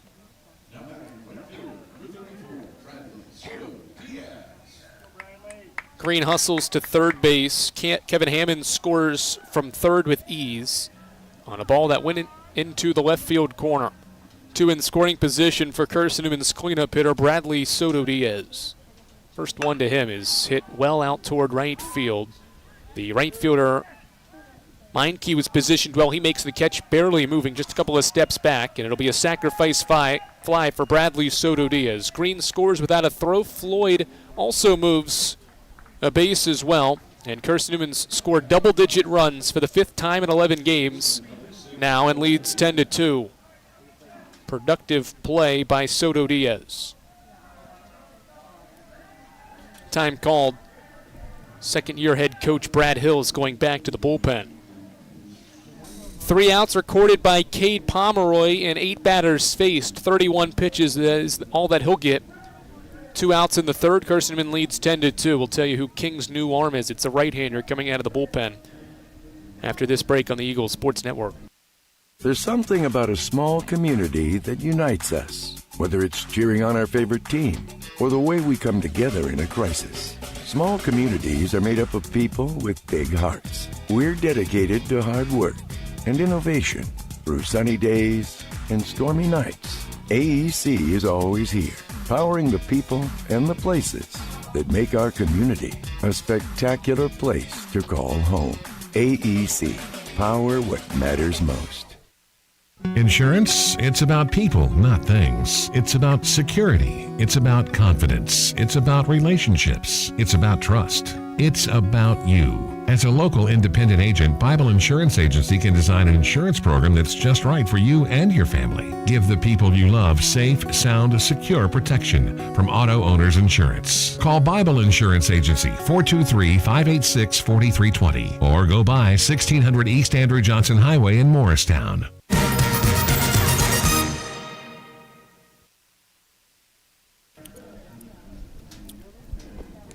A runner at third for Carson-Newman. 2 runs have already scored here in inning 3. Eagles trying to add more. They'll have to do it against King's third pitcher and second reliever, and that is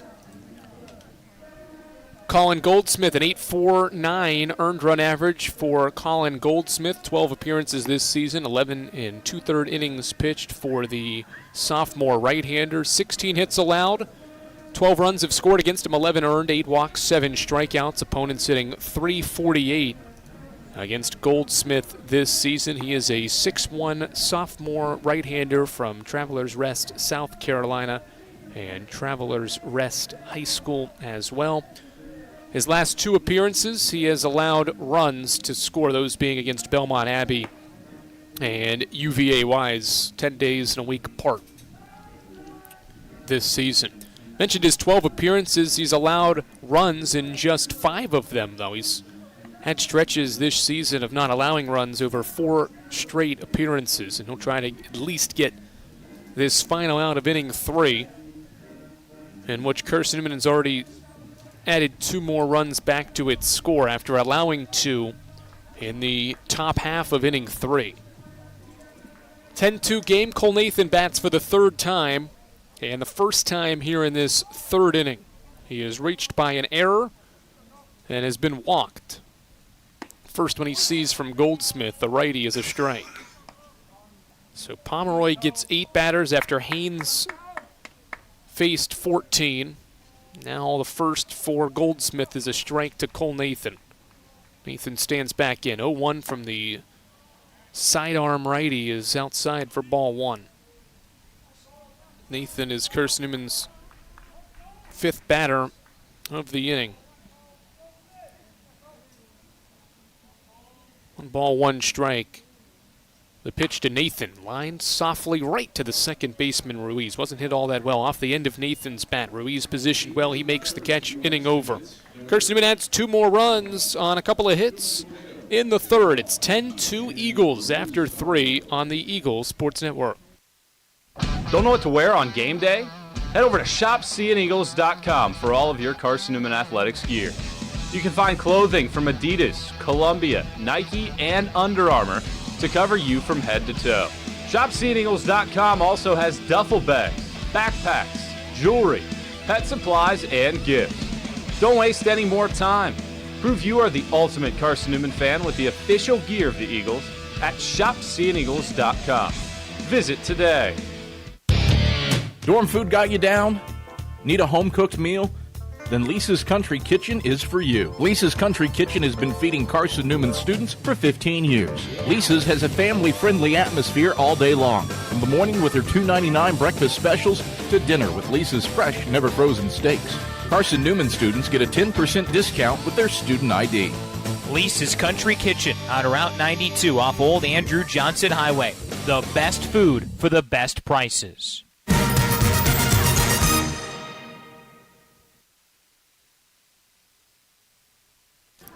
Top of the 4th, about to get underway. 1 defensive change for Carson-Newman with the lead at 10-2. Ryan Bolton is now Carson-Newman's left fielder and will take the place of Colton Evans at the leadoff spot in Carson-Newman's batting order as well. Only change for Tom Griffin and his coaching staff as we get set to open the 4th. James Salico got the final out of the 3rd, and he starts this 4th inning against Adrian Vidal, who rips one on a line into right field for a base hit. This ball gets away from Soto Diaz and rolls all the way to the wall. Vidal will round first and trot into second base. It'll be a base hit, a single for Vidal, and an fielding error by Soto Diaz. That moves Vidal into scoring position. Second error by Carson-Newman, 6th error of the game. We still have plenty of baseball left. Mason Meinke comes to the plate for King. He's hitless in 10 straight at-bats, counting his ground out earlier in this game as Salico's breaking ball misses outside for ball 1. Those are little plays that head coach Tom Griffin certainly will make note of when he discusses this game over with his team.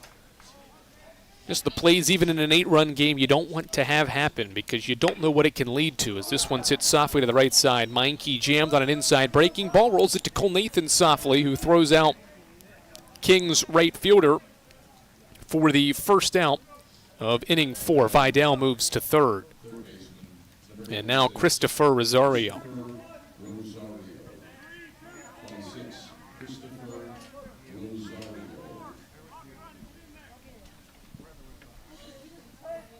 10-2 the lead. King trying to add another run back here in the fourth. Breaking ball line foul sharply out of play. 0-1 on Christopher Rosario, who struck out last half inning against Denver. Slifka was one of 3 of Slifka's strikeouts. One pause for the senior righty. Salico here with 1 out in the fourth. Swinging a drive. It slices foul for strike 2. Carson-Newman up 10-2, trying to continue its winning ways against King in this ballpark. The Eagles have won 8 straight home games against King, and during this 8-game home winning streak against the Tornado, as Salico fires a fastball at 87 past Rosario for strike 3. Third career strikeout for James Salico is the second of the fourth. And now back to the top for Jose Ruiz with 2 away. Good fastball from Salico. Eagles during this 8-game home winning streak against King, though, have outscored the Tornado 72-17. First one to Ruiz. He's late on a fastball and lines it foul for strike 1.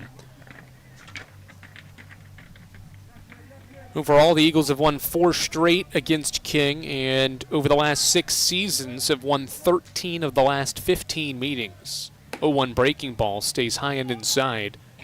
Nearly hit Ruiz, the shortstop at 5-4, ducks out of the way for ball 1. Carson-Newman's only losses to King in the last 6 seasons are by 6 runs here at home and 2 runs, or by 1 run in Bristol in 2024. Foul ball by Ruiz moves the count to 1-2 as Salico tries to strand the leadoff batter Adrian Vidal at third. He singled, reached second by error, was moved to third on a ground out. 1-2 from Salico. Fastball inside and high for ball 2. We've had runs in 3 consecutive half innings. Salico trying to change that with a scoreless fourth. 2-2. Breaking ball popped up high out toward shallow center. Behind second, it's Cole Nathan and Jono Pierce, and Pierce, the shortstop, calls off the second baseman, Nathan, and makes the over-the-shoulder catch to end the fourth. First scoreless inning since the top of the second. James Salico throws it for Carson-Newman. The Eagles lead 10-2, and this is the Eagles Sports Network. Tri-Light is proud to support Carson-Newman Athletics. We salute the student athletes who are working hard to make great things happen on the field, in the classroom, and in the world. It takes vision, commitment, and teamwork, qualities we share at Tri-Light. Our mission is to provide life-changing opportunities by building a world-class fiber broadband network. If you'd like to learn more, please visit trilight.net or call us at 833-847-0824. We select our insurance companies the same way you do, very carefully. When you work with us, you can count on receiving fast, courteous, and professional service and quality protection through auto owner's insurance. For a no-problem approach for your life, home, car, and business insurance needs, ask us about the No Problem Company, Auto Owners Insurance. Call Bible Insurance Agency at 423-586-4320 or go by 1600 East Andrew Johnson Highway in Morristown, serving the Lakeway area's insurance needs since 1931.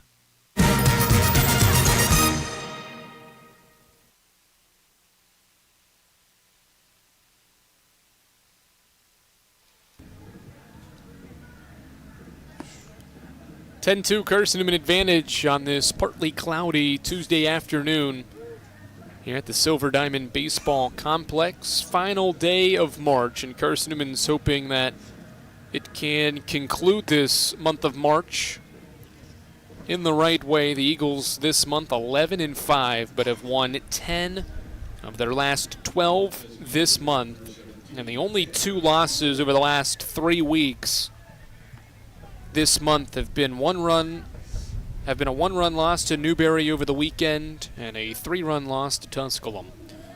Tanner Kilgore is going to open the 4th inning for Carson-Newman, 6, 7, and 8 of Carson-Newman's order. Kilgore leads things off for the Eagles, his 3rd plate appearance in the game. 2 productive ones so far for the junior DH. First pitch of the inning is a fastball that misses for ball 1, dropped behind the plate by the catcher Victor. 1-0 to open the 4th with the Eagles up 10-2. All 10 runs for Carson-Newman, scored in its last 2 appearances at the plate. 8-run second, 2-run third. 1-0 roller to short. Vidal, long throw. One hops into the mitt of Regan at first base, and there's one away. First time Carson-Newman has not got the leadoff guy on base in this baseball game, and the Eagles entered the day getting their leadoff batter in an inning on more than 50% of the time, a pretty strong rate. That's continued today, but does not happen here in the fourth as Kilgore bounces out. And now Aid Gibson with one away against the righty Colin Goldsmith, and Gibson crushes it to left field, and it drops in front of the left fielder Richardson for a base hit.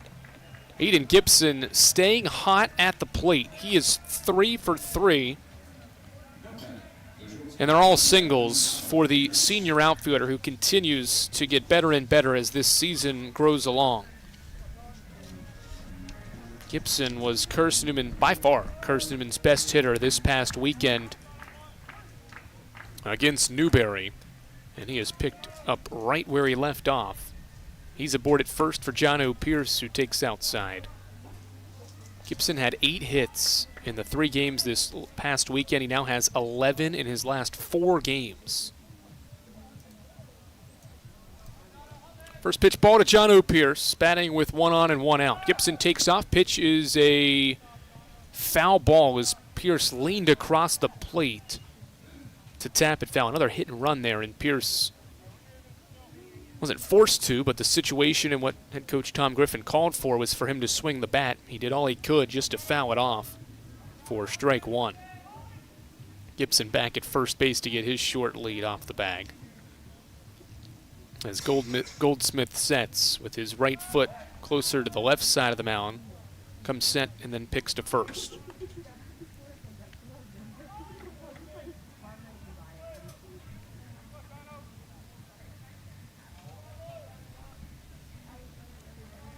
John O. Pierce 1 for 2. And bounces one on a couple hops to short. Vidal throws to second for 1, back to first, and it is a double play. Kings defense turns another double play. Their first of this game ends Carson-Newman's 4th inning threat. No runs on a base hit for the Eagles in the 4th. 10-2, Carson-Newman advantage. We head to the 5th. This is the Eagles Sports Network. How do you know you're in a community, not just a town? Well, strangers smile as they walk by. They refill your coffee without you asking. And when you ask directions, people offer to walk you there. Communities give more. The way you know when you walk into First Bank that you are in a real community bank. Great products, direct access to your local bankers, and relationships that can last a lifetime. Don't just have an account. Have a community with First Bank. Member FDIC. At InterDigital, we strive to be a leading provider of cutting-edge digital and marketing solutions. At InterDigital, we want to help our clients find success. Our team of technology gurus work together to ensure InterDigital continues to progress forward as technology advances. At InterDigital, we make technology work for you. Visit interdigital.com for IT support, web development, virtual tours, graphic design, internet marketing, mobile app, and film production services. InterDigital, laser focused on your success.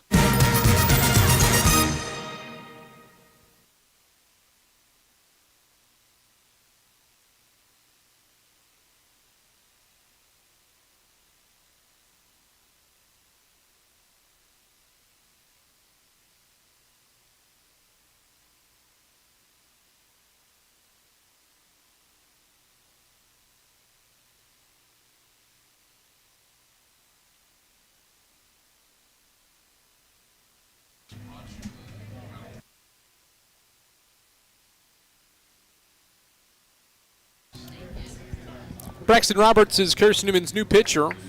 3rd pitcher for Carson-Newman in this game is Braxton Roberts to open the top of the 5th here on the Eagles Sports Network. The lead is 10-2 for the Eagles as Roberts gets ready to open this 5th inning against the 2-hitter Justin Smith, and the pitch is outside for ball 1. Braxton Roberts making his 19th career appearance, 4th of the year. 2 1/3 innings pitched so far this season for the righty, who's missed on his first 2 pitches. Inside this time to make it ball 2. Second appearance this month for Braxton Roberts through a scoreless inning on March 13th, 18 days ago at Emory and Henry. 2-0 fastball runs inside, 3-0 to Justin Smith. To begin this fifth inning here on the Eagles Sports Network, after 3 consecutive half innings of runs, these two teams held scoreless in the fourth. 4-pitch walk to open Braxton Roberts' fourth appearance of the year. Smith reaches base for the third time. He's been walked twice in this game. And now Cale Richardson. Eagles will try to turn a double play potentially here for Braxton Roberts. The Eagles have turned 23 double plays this year, fourth most in the South Atlantic Conference this season. 10-2 the game. The score, and Richardson on the first pitch pokes it through the left side for a base hit. So after 4 straight misses, Richardson does not wait. And the first strike Roberts throws was right down the middle, and Richardson pokes it to left for a hit. Third hit for King, first by Richardson. Puts runners on first and second for the Tornado. Hit sharply through the left side. Pearson Gibson had no chance to snare it. And now Tommy Regan. First one from Roberts to Regan is a fastball outside at 78 for ball 1.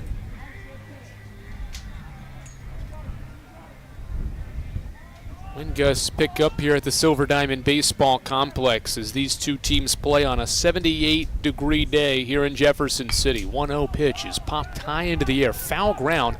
Logan Floyd trying to track it with the wind, slides and won't make the play. Almost felt like that ball was going to go out of play. And then the wind was pushing it so far back into the field of play, and by the time Floyd tried to get to it from his spot at first, it was already bouncing in front of him in the turf and foul ground. Foul ball, strike 1, 1-1 count on the cleanup hitter Regan. Roberts a long look at second. Now the pitch home is an inside breaking pitch, a changeup for strike 2. 1 ball, 2 strike count. Roberts working with 2 King batters, or King runners on base here in the 5th. The senior righty pitches a breaking ball, called strike 3. Back-to-back changeups in identical spots, and Roberts has the first out of the 5th. Braxton Roberts has his 13th career strikeout, 5th of this season. And there's one away now in the top of the 5th inning. Great pitch from Roberts, and now he faces the lefty Mitchell Victor. First pitch changeup again, this one outside, ball 1. Victor is grounded out in the second and was hit by a pitch, part of that 2-run third. His hit by a pitch drove in a run. 1-0 pause for Roberts. Short lead for Smith at second base, and now Roberts drops in a changeup at 75 for a strike. King at 10-24, hoping that today it can snap out of a 10-game losing streak. Meanwhile, Carson-Newman's trying to close the month of March with a 12th victory this month. Ground ball foul behind the plate as Victor hit it off the end of his bat for strike 2. King's 10-game skid is the program's 3rd losing streak of 10 games or more over the last 16 years. They lost 11 straight at one point last year, and it was all the way back in April of 2011 when they lost 10 or more games as well, as Roberts is 1-2 fastball runs away, and it's a 2-ball, 2-strike count with 2 on and 1 out in a 10-2 game. Carson-Newman's 8-run second has created separation in this one. 2-2. Ball into the turf. Hammond blocks it. Runners stay put. Count is full.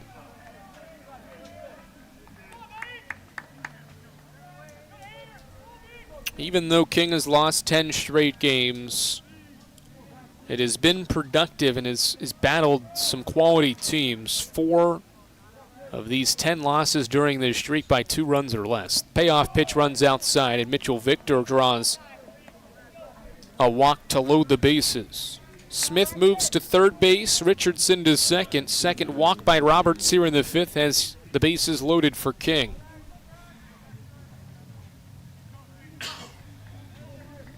Carson-Newman now as a club has issued 6 walks and in total 7 free passes if you got hit by pitch. First one to Logan Janney is outside for a ball. Roberts has thrown 16 pitches and just 6 strikes.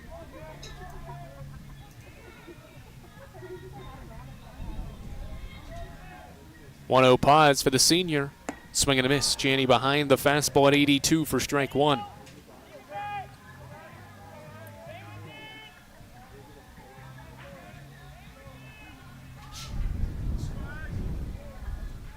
One ball, one strike, bases loaded. The pitch to Janney's clubbed out toward left field. Ryan Bolton going back near the wall. He runs out of room, and King's Logan Janney has hit a grand slam here in the 5th.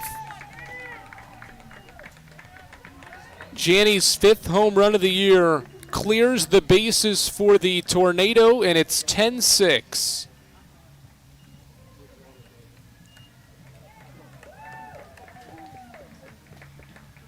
RBIs 22, 23, 24, and 25 for the junior center fielder here in 2026, and he got all of that one. And King has made this a 4-run game in the 5th. Roberts responds with a strike to Adrian Vidal.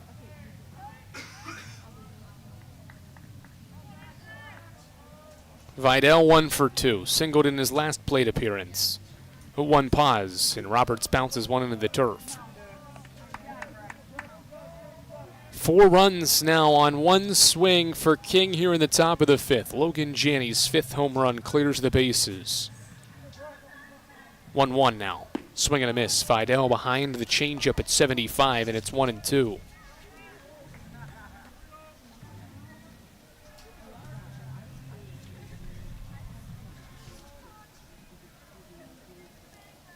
One-two set. Roberts pitches. Ball into the turf, and Vidal stays away.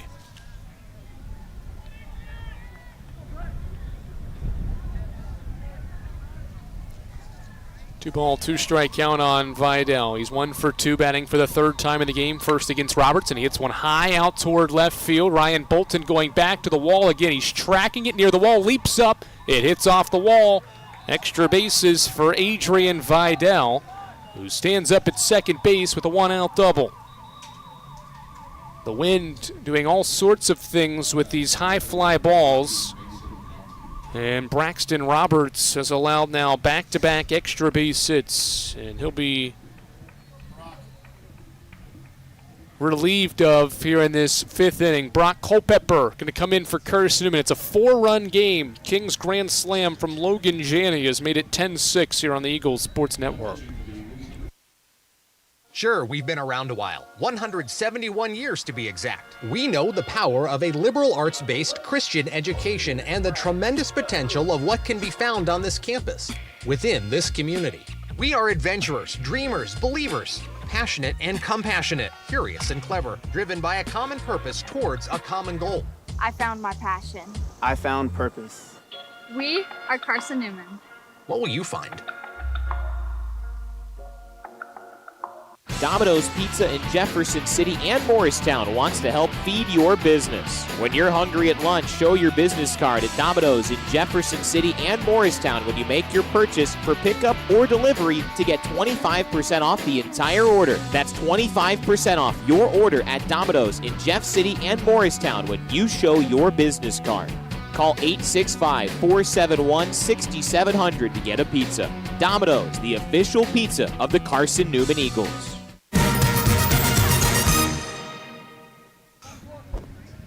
Carson-Newman leads King 10-6. There's 1 out in the top of the 5th inning, and the Eagles turning to a 4th pitcher today. 3rd reliever is Brock Culpepper as he warms up prior to making a team now leading 14th appearance this season. Actually, a tied for the team lead 14th appearance with Eli Norris.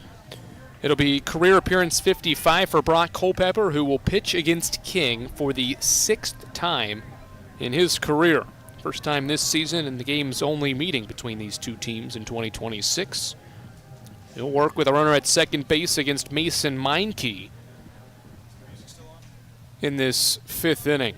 King's already scored 4 times in inning 5 on Logan Janney's grand slam.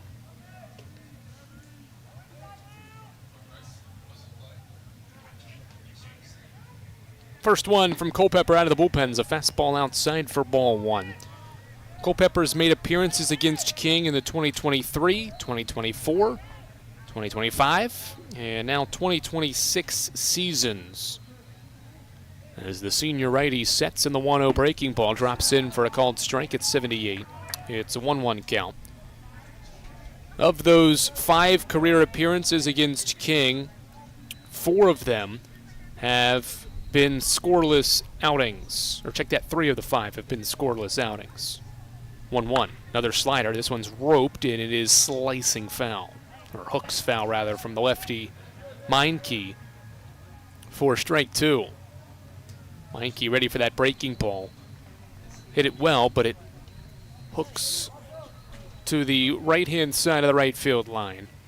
And now it's a 1-2 count on King's right fielder, who is hitless in his last 11 ABs. 1-2 set for Culpeper. He looks at second base, now pitches. Fastball on a chopper to third. Gibson leaps into the air. He crow hops and fires to first. Floyd stretches out to make the catch. And Carson-Newman has the second out of the 5th. 5-3 ground out to start Culpeper's relief outing, and now he'll face Christopher Rosario. Braxton Roberts still on the line for the runner Vidal at second base. That was Roberts' last batter faced. His double has him at second with 2 away as Rosario bats against Culpeper. 10-6 game, first one from Brock Culpeper to Rosario's a strike. Culpeper's making his 7th appearance here in the month of March.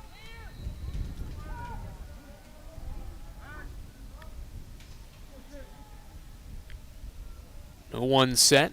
A look at second base, and now a pitch home. Rosario thought about bunting. Instead, the pitch was outside and low for a ball. 1-1 count. This is Culpeper's now 4th appearance in a midweek game. He's got midweek appearances against Alabama, Huntsville, Trevecca Nazarene, and Lee this season as he drops in a breaking ball in the inner corner for strike 2. 1-2 count as the senior tries to get Carson-Newman out of this 5th inning.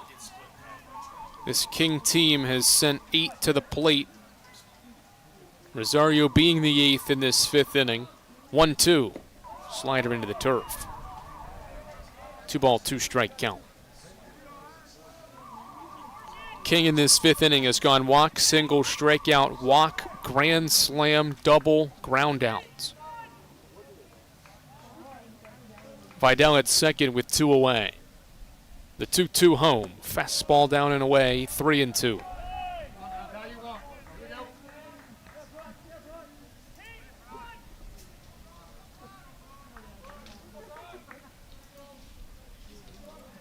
Open base at first. It's a 3-2 count on Rosario here in the 5th. And that's where he'll head. Rosario reaches for the first time as Culpeper's slider runs outside. 3rd walk of the inning by Carson-Newman's pitching staff. And the 7th of the day. That brings Jose Ruiz in the top of the order. King will bat around for the first time in this game. He sent 8 to the plate in a 2-run 3rd. And they'll send a 9th batter to the plate here in a 4-run 5th. 2 on, 2 out. King trying to continue to cut into this deficit. First one to Ruiz is a bouncer to 3rd. Gibson charges, and Wisely will step on the bag at 3rd for the final out of the inning. But 4 come across for King on 1 swing. Logan Janney with a grand slam makes it a 4-run game as we head to the home half of the 5th here on the Eagles Sports Network. Domino's Pizza in Jefferson City has deals for Carson-Newman students. Bring in your valid student ID when you order for pickup or delivery, and Domino's in Jefferson City will give you a steaming hot large 1-topping pizza for $4.99. That's a large 1-topping pizza for Carson-Newman students for $4.99 at Domino's in Jeff City. Call 865-471-6700 to order. That's 865-471-6700. Domino's, the official pizza of the Carson-Newman Eagles. Okay, let's see. I'm ready to do this. Carson-Newman, it's been around since 1851. Lots of flexible online programs. Wow. World-class accredited academics. A faith and learning environment with professors who really care about me. A top 10 best value school. Carson-Newman gives $48 million a year in financial aid. This is the perfect place. I'm in.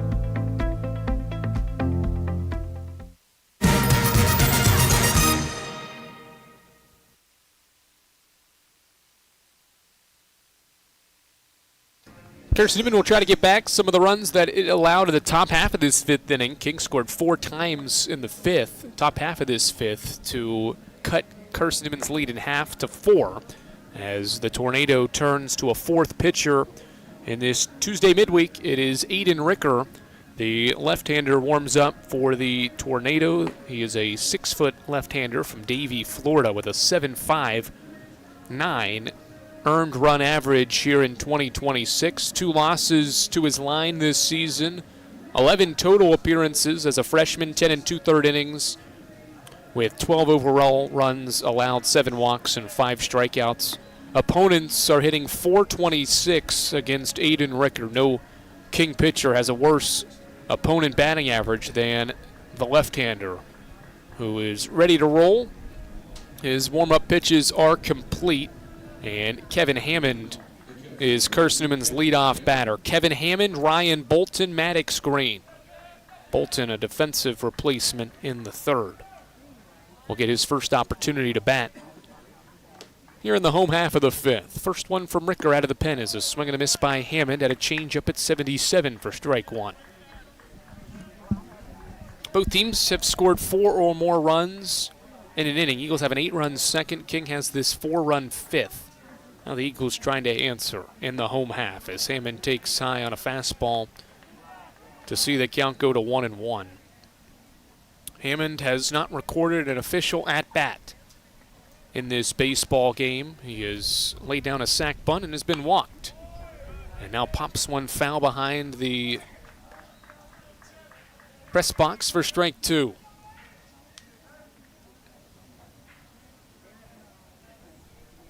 1 2 strike count. The lefty Ricker out of the bullpen to face Hammond to open the fifth. 9-1-2 for the Eagles this inning as Hammond's behind a slider for strike 3.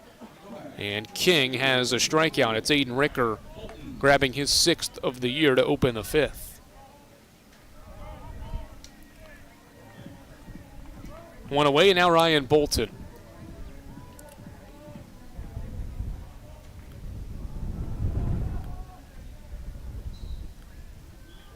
Bolton batting for the first time, takes a fastball low and below the knees for a ball. Bolton hitting .268, was the hero in the middle game of this series and why Carson-Newman won this series against Newberry this past weekend. Grounds one sharply, left side, bounces off the glove of Vidal and goes into foul ground. Bolton rounding first base. He's hustling and will move to second base. Hard turnaround second, and he'll stop there with what is going to be a base hit for certain. That'll be Carson-Newman's 10th hit.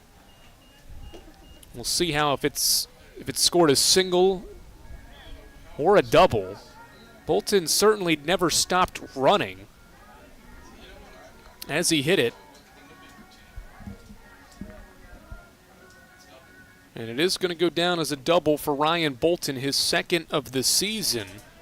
And 3rd extra base hit gives Carson-Newman a runner in scoring position for Maddox Green. Shows bunt, pulls it back, and takes a strike. So how about Ryan Bolton now? 2 of his last 3 appearances have been extra base hits, have featured extra base hits. He started the 10th inning in a 3-3 game with Newberry with a triple down the right field line and then scored on a Sebastian Rodriguez sac fly to help the Eagles walk off the Wolves over the weekend.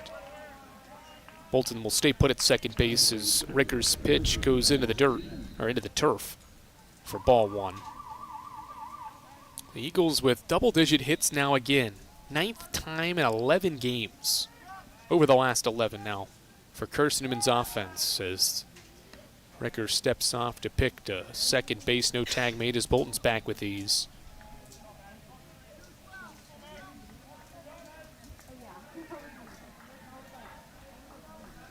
Eagles now have double-digit hits in 17 of their 33 games this year. Basically half, as Green takes a strike outside corner. The call from the home plate umpire Michael Simpson makes it a 1-2 count. 3 productive at-bats for Maddox Green, batting for the 4th time here in the 5th. 1-2 from the lefty. Ricker is hit sharply, back up the middle. To the left goes Vidal, spinning and throwing to first for the out. Maddox Green hustling up the line, but a terrific defensive play by the shortstop, Adrian Vidal. Moving toward the second base bag and all in one motion, fielded Green's ground ball, turned his body to throw out Maddox Green. Perfect throw, too. Good extension as well from Regan at first base for the second out. Bolton does move to third, but there's 2 outs on the board as Logan Floyd stands in. And Floyd's hit by a pitch. Single, double, hit by a pitch now, and 4 at-bats for Logan Floyd. It was only a 74-mile-per-hour pitch, so it probably didn't hurt too much. He'll head to first and put runners on the corners for Bradley Soto Diaz. Can Carson-Newman get some 2-out life offensively here in the 5th? First one to Soto Diaz as a changeup away for a ball. Carson-Newman in this game 3 of 6 at the plate with 2 outs. The Eagles in this game 5 of 9 at the plate with runners in scoring position. They also have 7 of their 10 hits when runners have been on base. 1-0. Soto Diaz shows bunt, takes it back for a strike.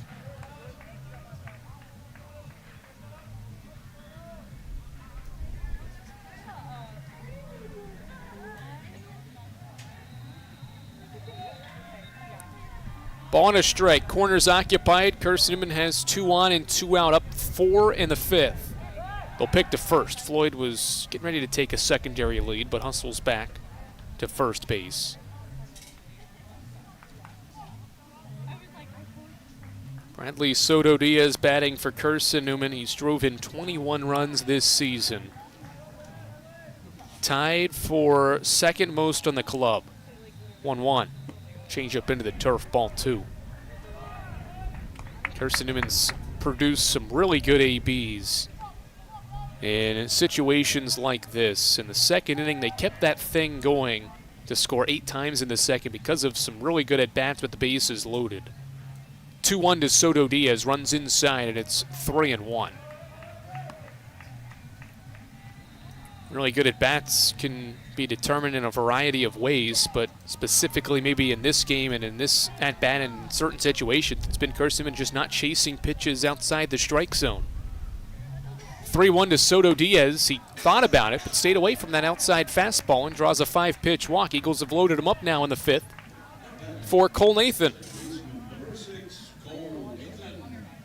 Basically, it's just summed up to Carson-Newman not doing too much in a significant opportunity, just trying to do enough to give the baton to the next guy.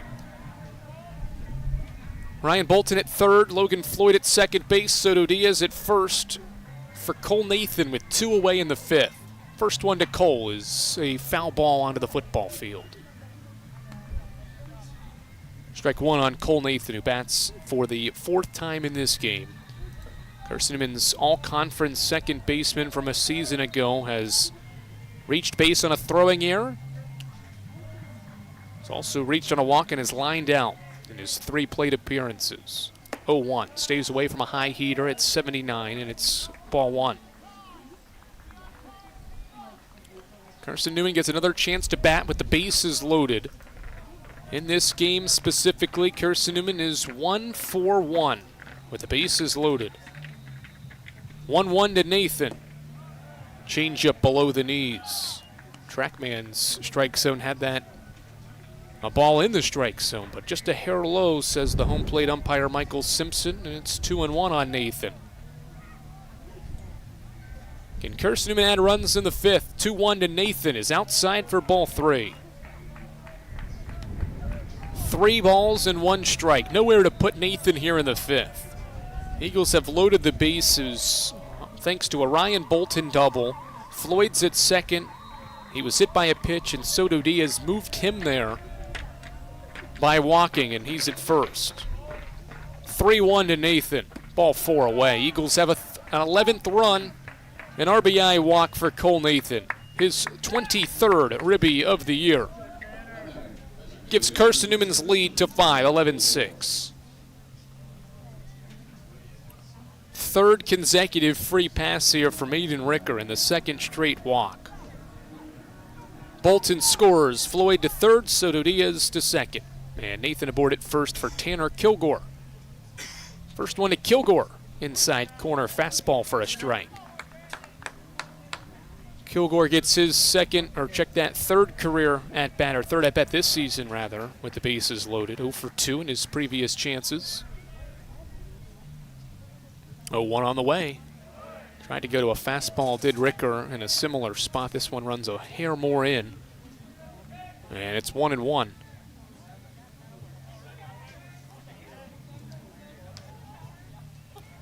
One set for Ricker. Breaking ball fouled back by Kilgore, and it's strike 2. Carson-Newman has added a run here in the 5th. They've only recorded one base hit in the frame. And they've only scored the run on a bases loaded walk. 1 ball, 2 strike count. Aiden Ricker sets at the belt, and his pitch to Kilgore runs inside for ball 2. We are 2 hours into this midweek game. We've had a combined 17 runs, 15 hits, and 6 errors. Can the Eagles add more runs here? 2-2 to Kilgore. Change up into the turf, and the count runs full, 3-2. Another quality at bat. Third straight 3-ball count by a Carson-Newman hitter in this 5th inning. Runners will be on the move as Ricker goes home with a 3-2 and misses away on a changeup. Back-to-back bases loaded walks. Kilgore brings in an 8th run this season, and the Eagles lead 12-6. Floyd walks home. Soto Diaz to third, Nathan to second, Kilgore on at first. As now Aiden Gibson bats with the bases loaded. Kilgore draws the bases loaded walk. Kings running a guy out to its bullpen as Ricker comes set. The lefty fires the first to Gibson, a strike on the inner half. How about the success of Aiden Gibson here as of late? 11 hits in his last 4, and his batting average is all the way up to .293. 0-1 set for Ricker. Nearly hit Gibson with a fastball. It's 1-1. Gibson has a 3-hit day, singles in innings 2 and 4. And he's now collected 7 career games with at least 3 hits, counting today's performance. 1-1 from Ricker. Changeup knee high for strike 2. 1-2 count on Gibson.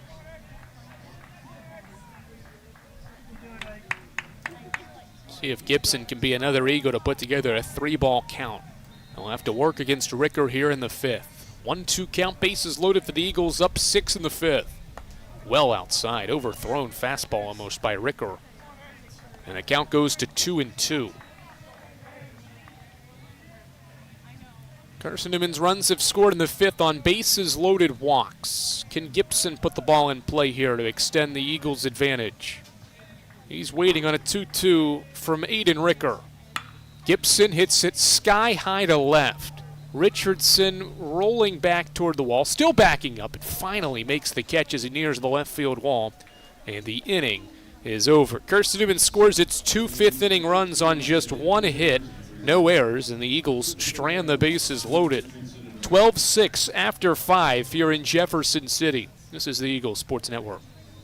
This is Carson-Newman men's basketball alum Taylor Hawkins. I want to help your family secure its financial future. I'm with Modern Woodman Financial Planning, where we touch lives and secure futures. Let Modern Woodman protect your family's financial security through life insurance, retirement planning, and financial services. You can contact me, Taylor Hawkins, at cneagles.com/Modern Woodman. That's cneagles.com/Modern Woodman. Help secure your family's financial future through Modern Woodman Financial Planning. The number one source for Carson-Newman athletics gear, shopseeandeagles.com, where you can find gear from Adidas, Columbia, Nike, and Under Armour.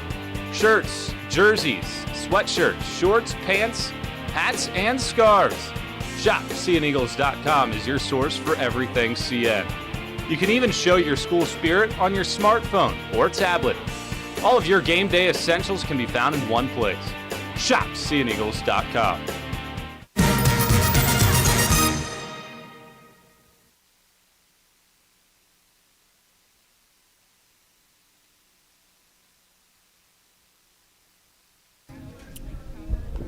Carson-Newman has a 12-6 lead as Brock Culpepper goes back to work for Carson-Newman. He was able to get the final 2 outs and the 3 batters he faced to end that 4-run King 5th. And now he'll pitch once again here in this 6th inning. Carson-Newman's led the entire way. If you're just joining us here from Jefferson City, Tennessee, the Eagles scored 8 times in inning 2. And the closest King has been was in the last half inning. They were down 4 before Carson-Newman added 2 more in that 5th inning to lead again by 6. First pitch swing and a foul ball at the plate by Smith for strike 1 as we begin this 6th inning. We've had runs in consecutive half innings now as Justin Smith steps in. Culpepper going to try to be the first Eagles pitcher to retire Justin Smith.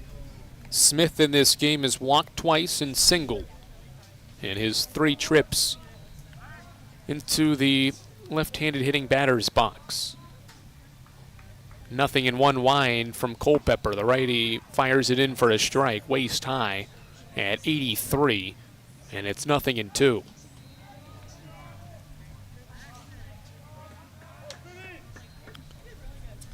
No 2 from Culpepper. Bounces into the turf. Hammond blocks it for a ball. Nobody aboard. The current score is what the score was last time these two teams met. April 16th of last season. Carson-Newman was ranked 14th nationally and beat King in Bristol 12-6. 1-2. Slider, swing and a miss. Culpepper drops it in there for a swinging strikeout of Justin Smith. 19th of the year for Culpepper. His first of the game starts the 6th inning. First time Justin Smith's been retired.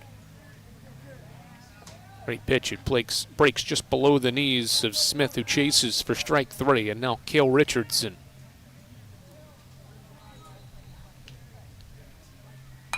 A slider popped foul off the bat of Richardson for a strike. In a game with 18 runs, there have only been 15 hits. Why might you ask? Well, 6 total errors. 4 by King and 2 by Carson-Newman. You can include that with 8 free passes from Carson-Newman's pitching staff as Richardson hits one softly to the right side. Floyd backhands deep into the hole and throws to first for the out. Culpepper covers nicely to make the play. Nathan was shifted more towards second, and so Floyd had to go closer to second base than he usually would. And he makes a nice backhand stab and throws to Culpepper on the run for out number 2. 3-1 put out at second base brings Tommy Regan to the plate. First pitch strike. Carson-Newman's pitching staff has issued 8 free passes. King's has issued 9. 7 walks and 2 hit by pitches so far for King's staff as Regan flies one foul behind first, and it's strike 2. 12-6 game on the Eagles Sports Network. Culpepper a pitch away from Carson-Newman's second 1-2-3 inning. The 0-2 is a slider fouled back. Carson-Newman's only other 1-2-3 frame was in inning 2. Part of a stretch where Denver Slivka had retired 8 straight King batters. Longest stretch by any pitcher here in today's game. 0-2 again. Swing and a miss. A pair of punch-outs for Brock Culpepper in a 1-2-3 sixth inning. Kings blanked for the fourth time in 6 frames. Carson-Newman keeps the lead at 6. It's 12-6 Eagles after 5.5 here in Jeff City. When you're sick and tired of fast food and need a fresh home-cooked meal, turn to Lisa's Country Kitchen. Lisa's been cooking up her fresh, never-frozen food for the Lakeway area for more than 15 years. Lisa's cares about her customers. You may enter a stranger, but you'll leave a friend. From foot-long hot dogs to juicy steaks, Lisa's has the best food for the best prices. Lisa's Country Kitchen on Route 92 off Old Andrew Johnson Highway. The best food for the best prices. Serving East Tennessee for 40 years, Magaha Electric is the perfect choice for all your electrical projects. Magaha Electric specializes in commercial, retail, manufacturing, residential, and industrial contracting needs. Magaha Electric can provide superior service, technical know-how, and realistic budgeting for any size project in a timely, cost-effective manner. Visit MagahaElectric.com for all your electrical contracting needs. Magaha Electric, your East Tennessee electrical contracting source.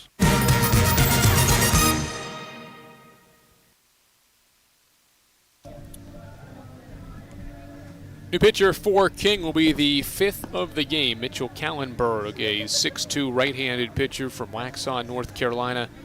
Warms up prior to a 13th appearance this season. 26 innings for Kallenberg this season. That is the 3rd most on this King roster. 1 win and 5 losses for the righty and 11-4 ERA. He has 25 strikeouts to 18 walks. 4th most strikeouts on the team.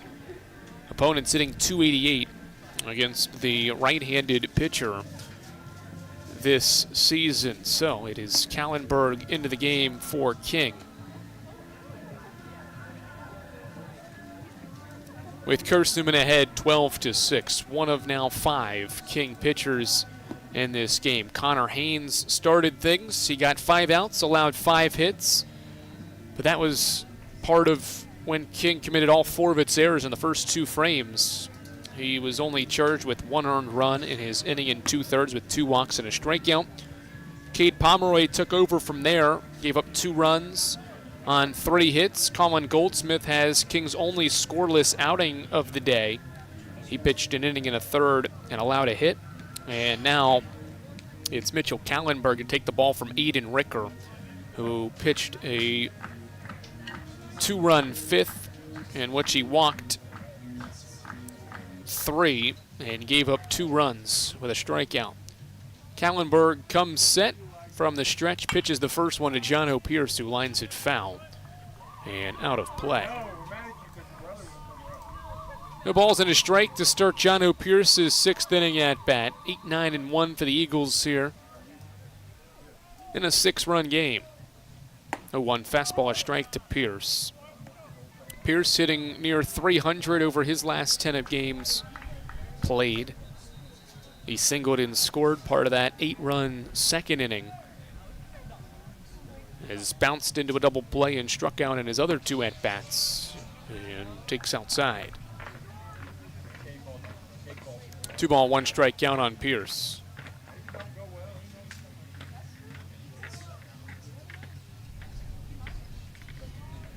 Kallenberg pauses at the belt. And a breaking ball drops in for called strike 3. Kallenberg strikes out John O'Pierce, looking to start the 6th inning with a strikeout. Eagles will go to the bench for the 2nd time in this midweek game. Kevin Hammond will catch the first 6 innings, and he'll be pinch hit for here in inning 6. Matt Bishop, one of Carson-Newman's best hitters off the bench, will come into the game and bat for the first time. Pinch hitting here in the 6th inning with 1 out. First pitch bounces and gets away from the catcher, Victor, for ball 1. Matt Bishop has half of Carson-Newman's pinch hit base hits this year. He is 7 of 13 pinch hitting this year for a Carson-Newman team that hits just .250 in pinch hit opportunities. 1-0 fastball high for a ball. Only one other Carson-Newman player, check that, two other Carson-Newman players have multiple hits in pinch hit efforts. That's Ryan Bolton and Sean Strittmatter. 2-0 set for Kallenberg with an out on the board in the 6th inning, and he's in the strike zone with Bishop as he rockets in a strike to make it 2-1. Bishop hitting .385, 10 total hits. Time called at the plate. 10 hits for Bishop, 26 at-bats, 6 RBI for the rookie, 3 walks, with 4 of his 10 hits having gone for extra bases. 2-1 pause. Breaking ball drops in at 77 miles per hour, knee high to Bishop for a called strike 2.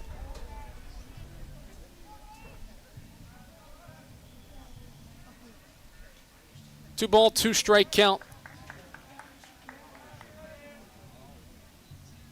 Breaking ball line sharply down the line, foul at first. Count stays 2-2.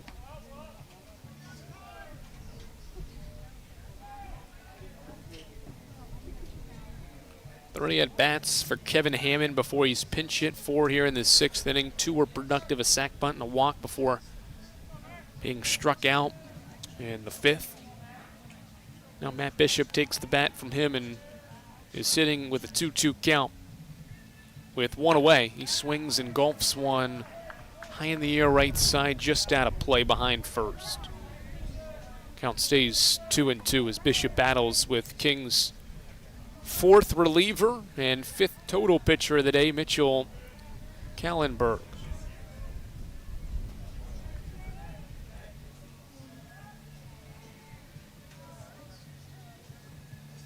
Another 2-2 set for the junior righty. High and inside, and Bishop will work a 3-ball count. Ryan Bolton in the top of the Eagles order to follow. Carson-Newman has the last 2 runs in this game. They came in the bottom half of the 5th inning.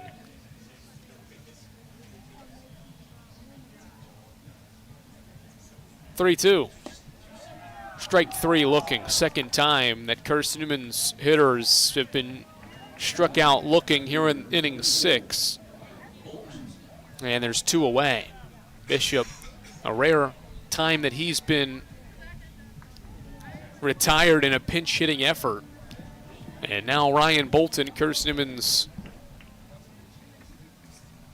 left fielder, bats with 2 away. He doubled last half inning in his first plate appearance and takes breaking ball high from Kallenberg for a ball. Eagles have this 6-run advantage thanks to that 8-run first. They've been ahead by at least 4 since that 8-run second inning. 1-0 on the way. Fastball knee high at 89 from Kallenberg for a strike. Carson-Newman's 12-run output, the 11th time the Eagles have produced a double-digit scoring day. 3rd time it's happened in the last 5. 1-1. Breaking ball, tapped foul behind the plate for strike 2. Interestingly enough, the Eagles have lost twice this year when scoring double digits. It's only happened 9 total times in the last 12 seasons. 1-2 set for Kallenberg, trying to retire the Eagles in order. Misses high with his waist pitch fastball, 2-2. Carson-Newman has been able to get at least 1 runner on base in each of the first 5 innings. The only time King's pitching staff faced 3 batters in an inning was the 4th. John O'Pierce bounced into an inning-ending double play. 2-2 to Bolton. Swinging a foul ball back. Well, it's been a smooth inning from Kallenberg, but he's had to work to get these 3 outs. It took 12 pitches for the first 2 hitters.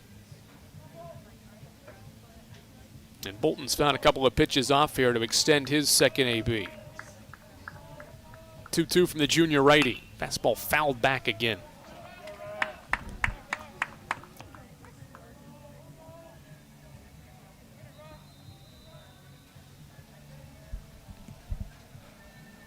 6 pitch at bat so far from Ryan Bolton with 2 away, trying to give the Eagles a base runner for a 6th straight frame. Another 2-2. Breaking ball away. Bolton was able to check his swing. Held it back just enough, and the Eagles will get a second consecutive 3-ball at bat here. 3-ball count in an at bat. And Bolton will wait on an 8th offering as Kallenberg gets ready for a 20th pitch in what potentially could be a 1-2-3 inning. Payoff on the way. Fastball floated into the air and foul ground right side. Regan up the hill is not going to get there in time. He had a chance to get it. It was not outside the fencing area, halfway up the hill and foul ground. But Regan couldn't track it down in foul ground. Gave it great effort. Came up probably a step and a half short of the ball. And Bolton will wait on a 9th.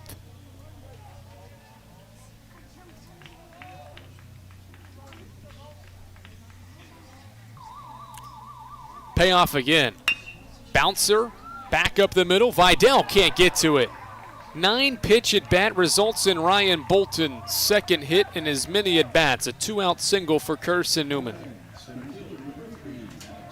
Well, Ryan Bolton spoke postgame about his performance against Newberry to help the Eagles win that series over the weekend. And he mentioned it himself. It's not been the season he's wanted it to be, but quietly now with 2 multi-hit performances in his last 3, could be working himself into the lineup more often because of his recent success at the plate. Maddox Green shows bunt and takes ball 1 low. So Kallenberg's thrown 22 pitches, and this will be the 4th batter he's faced. Eagles have done a great job. Even though the first 2 guys struck out looking, they have ran the righties pitch count up here in the 6th inning as Bolton takes off from first. Pitches inside for a ball. Great throw down by Victor, but Ruiz couldn't control. And it's a stolen base for Ryan Bolton, his 3rd of the season. The Eagles aggressive here with 2 outs on the board, and Bolton is able to get there safely. He would have been out, but Ruiz could not catch that throw from Victor. And so the inning continues. 2-0 to Green, bounced into the turf for ball 3. Wonder if that Bolton at bat can turn into some life for this Carson-Newman offense here with 2 outs. And whether that's a momentum shifter for Carson-Newman to tack on some more runs. 3-0 to Green as a fastball away, and it's ball 4. So right after that 9-pitch at bat, Kallenberg misses with 4 straight. And now Logan Floyd with 2 on and 2 out here in the home half of the 6th.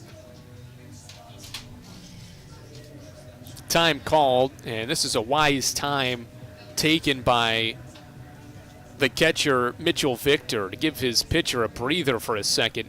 Mitchell Kallenberg has worked a lot in this 6th inning. 25 pitches. There have been a lot of pitches in this game in general. Between these 2 teams, we've seen some great at-bats and certainly a lot of walks, but these 2 teams have combined to throw 265 pitches.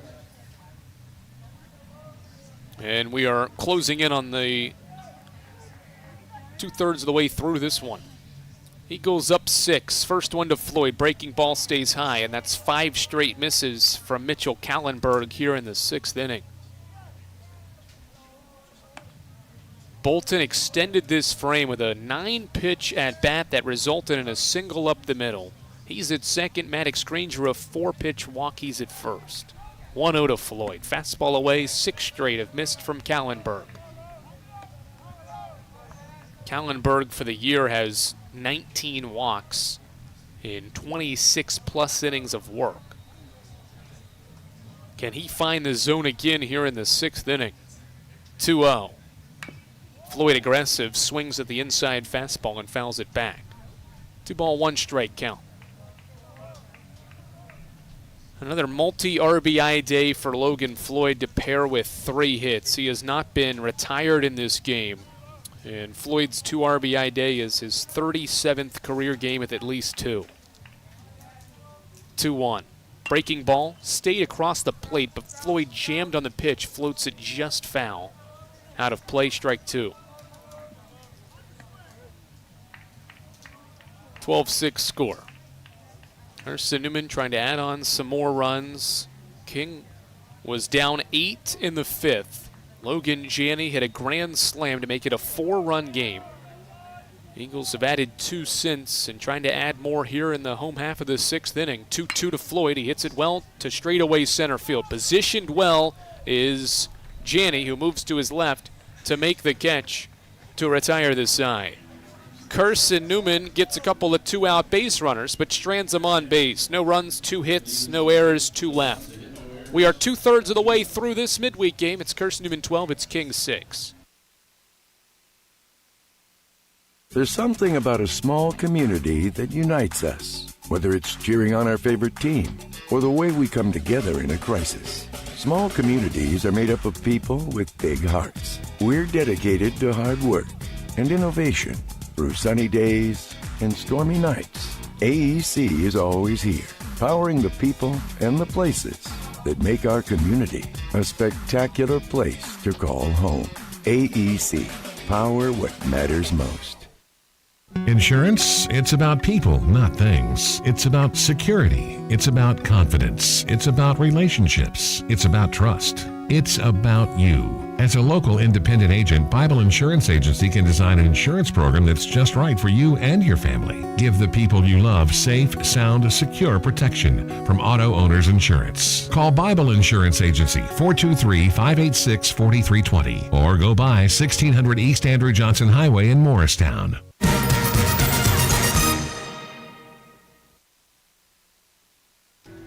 One change for Carson-Newman defensively. Matt Bishop pinch hit for Kevin Hammond in that 6th inning.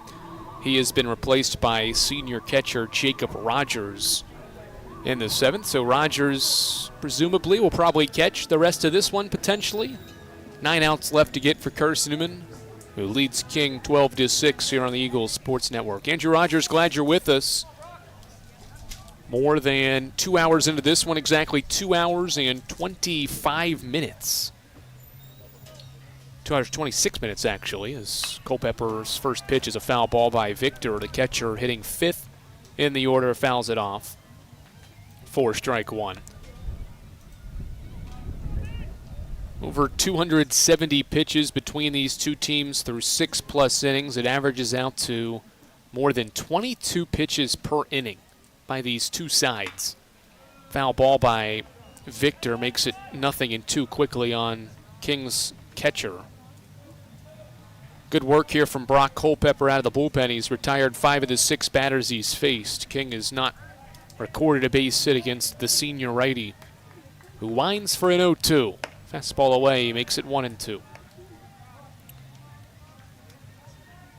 Culpepper making his 14th appearance of the season, tied with Eli Norris for the most on this team this year. 1-2, swing and a miss, and a ball into the turf. Rogers will have to throw it down to first. He takes his time, throws and nearly hit the runner, but a nice catch by Floyd. Watches it into his mitt for out number 1. Consecutive strikeouts spanning innings for Culpepper. 3 of the last 4 outs have been strikeouts by the righty, and there's 1 away. There's Logan Janney, who hit that 5th inning grand slam that brought King within 4. First one to him, slider away, ball 1.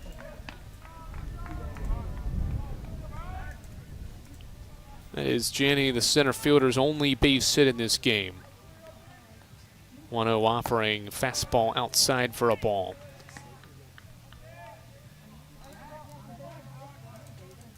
2-0 count with 1 out in this 7th inning, and the Eagles ahead 12-6. Fastball low, it's 3 balls and no strikes. To put Culpepper and Norris's 14 appearances each in perspective, Carson-Newman had Carson-Newman's top pitcher by appearances last year is Culpepper's 3-0 pitch is a strike. Eli Norris made a team-high 19 appearances last year, and him and Culpepper already have 14 this year with still a month of the regular season left. 3-1 pitch, bounce to third. Gibson has to wait on the last hop. Long throw is a perfect one to Logan Floyd. Terrific play by the senior infielder. Read the hops perfectly and made a strong throw across the diamond to retire Kings center fielder for the second out of the inning. Those in-between hops are sometimes tricky, but Gibson did the right thing by waiting on that second or third hop, and then his throw was perfect. 2 away for Adrian Vidal, who fouls the first one off. 4 strike 1. Vidal has put together a productive day. He's got 2 of King's 5 hits, and they have come in his last 2 plate appearances. 4th and 5th inning singles for King's shortstop. 0-1 slider is a strike across the plate.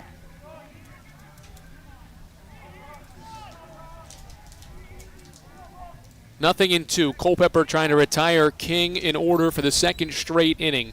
The 0-2 to the shortstop Vidal is a swing and a miss for strike 3.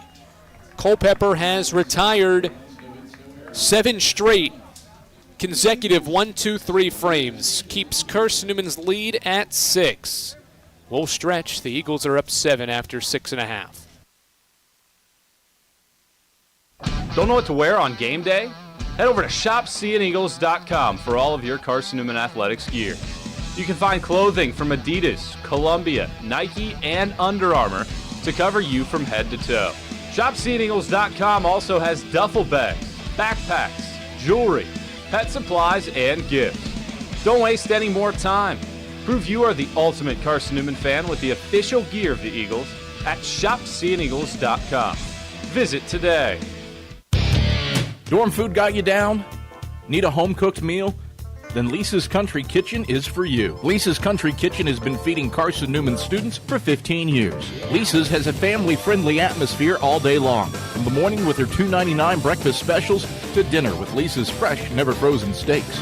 Carson-Newman students get a 10% discount with their student ID. Lisa's Country Kitchen on Route 92 off Old Andrew Johnson Highway. The best food for the best prices.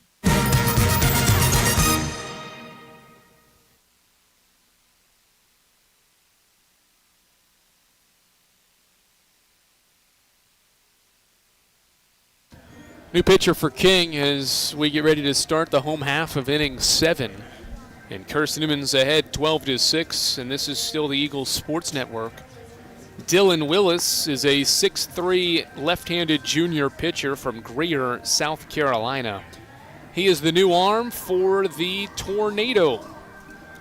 Willis, a 7.48 earned run average, and this will be, how about this, 19th appearance of the year for the lefty, most on King's team this year. 21 and 2/3 innings pitched for Willis, who goes to work against a pinch hitter to open the 7th inning. Soto Diaz done for the day. Sean Strittmatter gets a pinch hit at bat here in the 7th. So changes on the mound and at the plate for Carson-Newman to begin the home half of the 7th inning. Lefty-righty matchup. Lefty pitcher Willis, righty pitcher righty hitter Strittmatter taking outside for ball 1. Willis, a transfer from Spartanburg Methodist College, has allowed runs in 3 consecutive outings. The sidearm lefty misses with his first 2 to Strittmatter. It's 2-0. This is Carson-Newman's second pinch hitter in as many innings. 2-0 count. And now a foul ball, 2-1.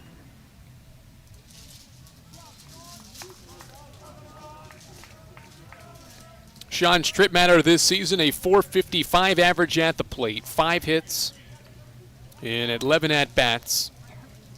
2 RBI for the transfer infielder. 2-1 strike, and it's an even count. In a 12-6 game, neither side has scored in the last 3 complete half innings. We had 18 combined runs through 5, and neither side scored since Carson-Newman's 2 in the 5th. 2-2. Change up away. Runs the count full. It's a 3-2 count. Head coach Tom Griffin looks on from the third base side as his team has a 6-run lead. As Strittmatter lifts one out towards center field. Hit it pretty well, but moving to the left and tracking it down is Janney in center for the first out of the 7th inning. Last 2 outs recorded have been flyouts. And now Cole Nathan with one away in the 7th. After this one, Carson-Newman will host Wingate, continuing on this 8-game homestand. Obviously the longest of the season. The Eagles have another good home stretch in mid-April, 5 straight scheduled at home, which will close the regular season. First pitch to Cole Nathan is outside for a ball. The Eagles will be hosting a Wingate team that is ranked in at least one of the major polls. The American Baseball Coaches Association poll has Wingate 19th. As Nathan fouls one back for a strike.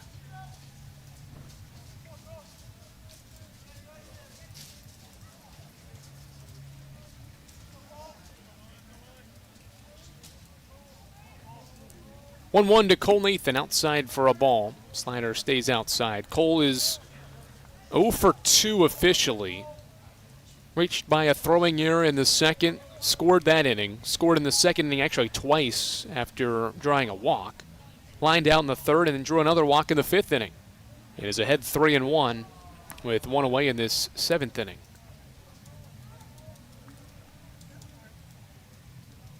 Carson-Newman leads King 12-6, trying to win a 9th straight here at home against the Tornado. 3-1. And there's Cole Nathan's 3rd walk of the day. First issued by the reliever Dylan Willis. And now King as a club has walked 9 and hit 2. 11 freebies issued by this King staff today. Tanner Kilgore, the DH, bats with 1 on and 1 out.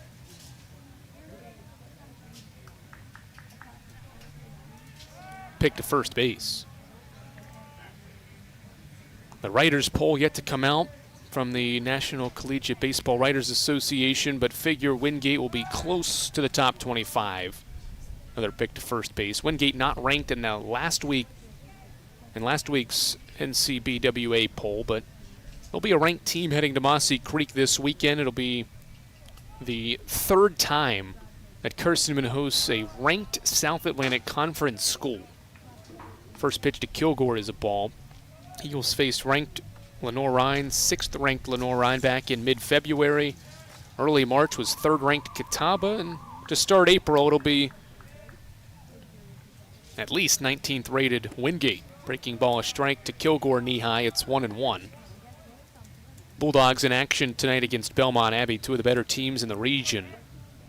Up to this point in the year, we'll play in Wingate, North Carolina at 6 o'clock tonight. Won't know that score by the time we conclude here. 1-1 pitch to the plate. Kilgore slicing it foul. Hit it on a line down the right field line, but it pushes its way foul, and it's 1-2.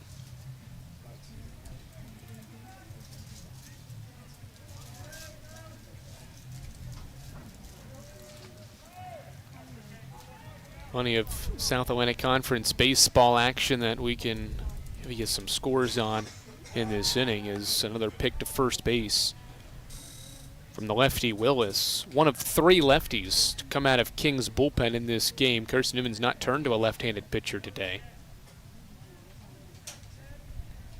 King started with a lefty in Connor Haynes. 1-2 to the DH. Kilgore is a breaking ball across the plate. Kilgore late on that 69-mile-per-hour pitch. First strikeout for Willis, and there's 2 away in the 7th. Around the sack today, Ferrum defeats UVA Wise 9-4. Those 2 teams are playing 2 today. Emory and Henry is defeating Concord 9-4 in the 8th.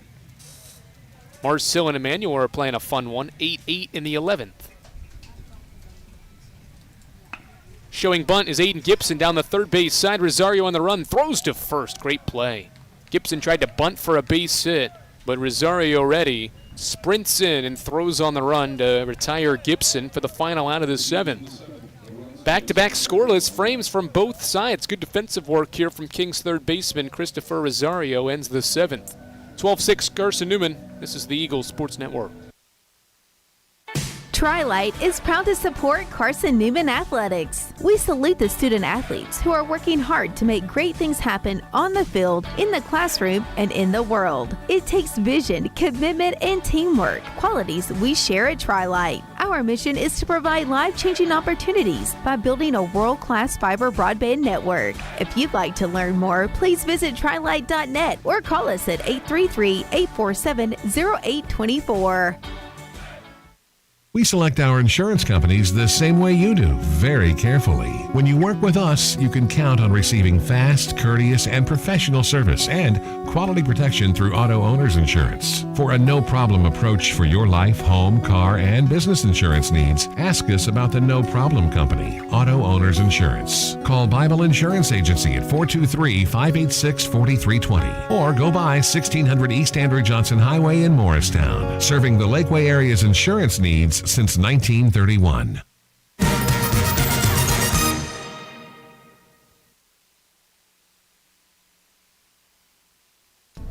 Carson-Newman makes another change on the mound with 6 outs to get in this midweek game as we head to the 8th inning here on the Eagles Sports Network. Eli Norris will be Carson-Newman's 4th reliever and 5th pitcher of the day. And after Brock Culpepper, the previous pitcher for the Eagles, tied Norris for the most appearances, Norris takes it right back. This will be appearance 15 for the senior righty from Ringgold, Georgia.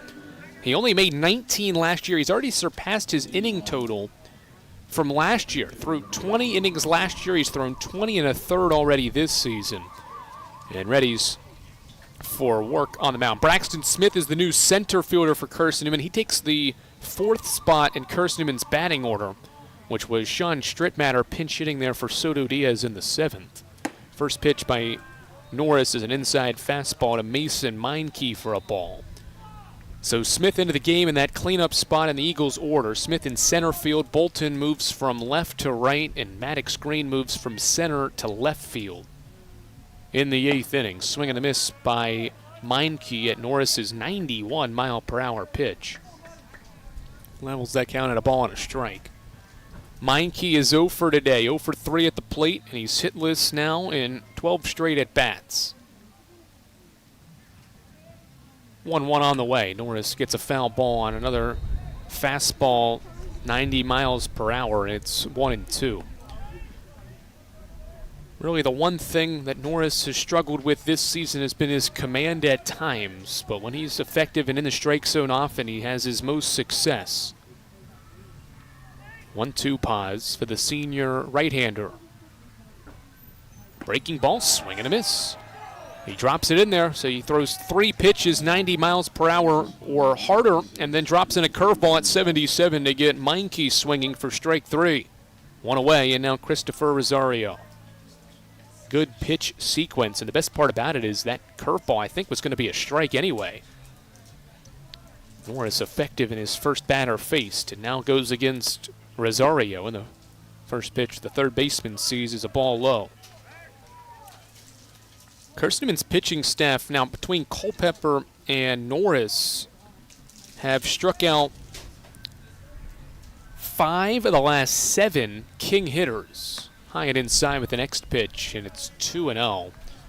That started with Culpepper striking out the first and last batters of the 6th inning, and then the first and last of the 7th inning as well. As a team, Carson-Newman's punched out 11 king batters in this game. 4 by Culpepper to lead the charge. 2-0 fastball, a strike, outer edge from Rosario, or to Rosario from Norris, who's topped out at 91 multiple times.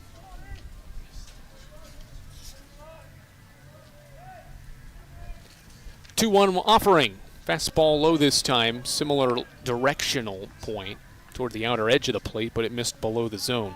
3-1 count on Christopher Rosario, 0 for 2 with a walk back in the 5th.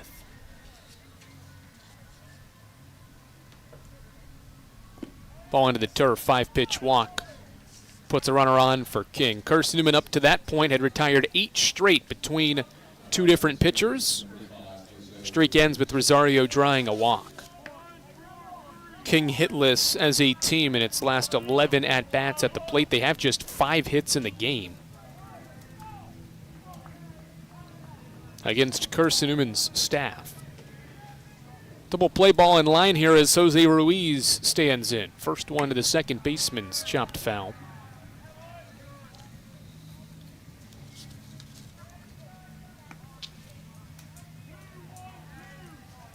Nothing in one on King's second baseman, who is 0 for 3. He's struck out once at the plate. 0-1 set. Rosario gets his lead and now watches Norris miss with a breaking ball outside. Young Harris leads Tusculum 6-3 in the 5th inning. Carson-Newman will play Tusculum again this season. The only time they'll play at the Silver Diamond Baseball Complex, a midweek non-conference game, April 14th. Good breaking ball from Norris, strike 2 to Ruiz to make it 1-2. Coker's up on Georgia College 5-2 in the 6th inning. Carson-Newman's next midweek opponent is Trevecca Nazarene a week from today. Trevecca Nazarene trails Lincoln Memorial 4-1 at home in the 6th inning. Norris's breaking ball outside to Ruiz, and it's 2-2. Ferrum and UVA Wise level at 2 in that second of 2 between those two teams, and Newberry's scoreless in the first with Francis Marion. Those are the league scores today. 2-2. Ruiz lines it sharply into right field. It drops in for a base hit. Bolton cuts it off before it gets to the wall. And the runner from first, and Rosario holds up at second base. King has its first hit since inning 5 to put runners on first and second. Ruiz has his first knock. Fastball over the plate on a 2-2 pitch. Puts 2 on and 1 out. And head coach Tom Griffin will have a conversation just between his pitcher Norris and his catcher Rogers in this 8th inning. The only time Carson-Newman's not had probably a comfortable lead was that 5th inning after King's grand slam made it a 4-run game. Eagles got the 2 quick back, though, in the home half. A 6-run lead is somewhat comfortable, but all it takes is 1 or 2 swings here from King in the 8th to put some game pressure on Carson-Newman over these final few frames. Eagles just need 5 outs to collect a 12th win here in the month of March. It's Justin Smith, the left-handed DH, waiting on a first one from Norris, and it's high for a ball.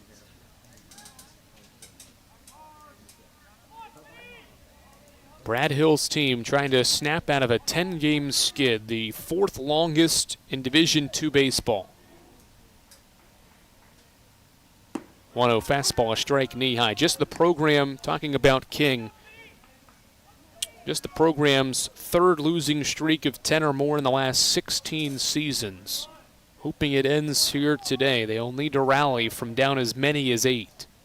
6 currently. 1-1. Smith bounces it, foul. Down the right field line it goes. Deep into the corner for strike 2. Carson-Newman's owned this series history as well, 31-11.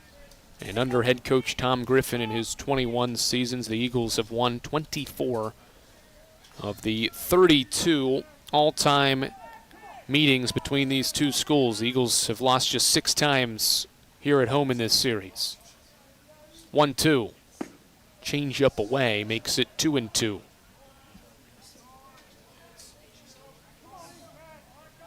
Carson-Newman's been great in these midweek non-conference games. Eagles 9-2 in non-conference affairs and 4-2 in midweeks. Trying to add a 5th midweek win here today. Norris will help add to that. He drops in a breaking ball for his 2nd strikeout.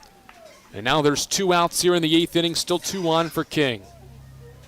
2nd straight time Justin Smith has been rung up on strikes. Carson-Newman's 12th strikeout as a team.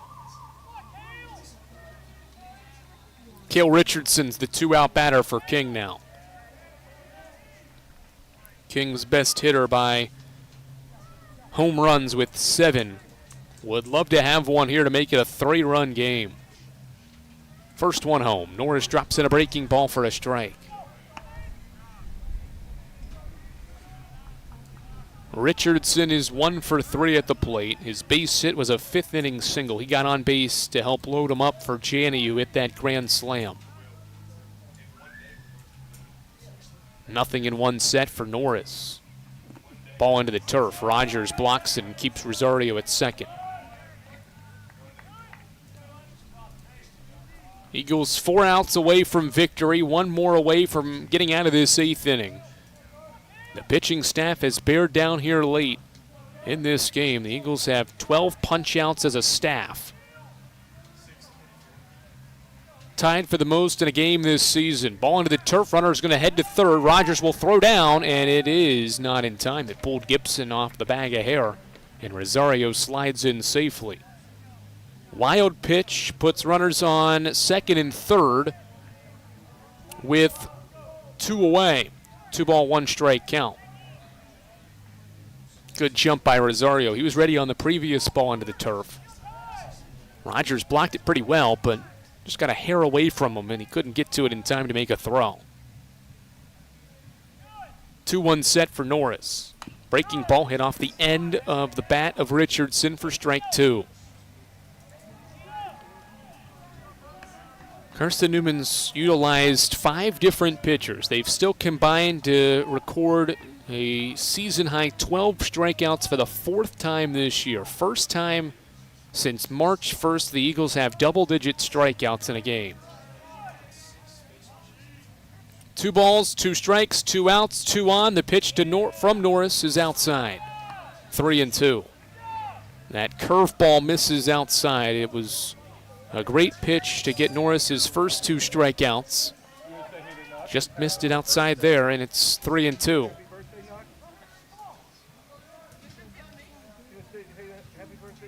Three-two set for the senior. Fastball fouled toward the Eagles' dugout.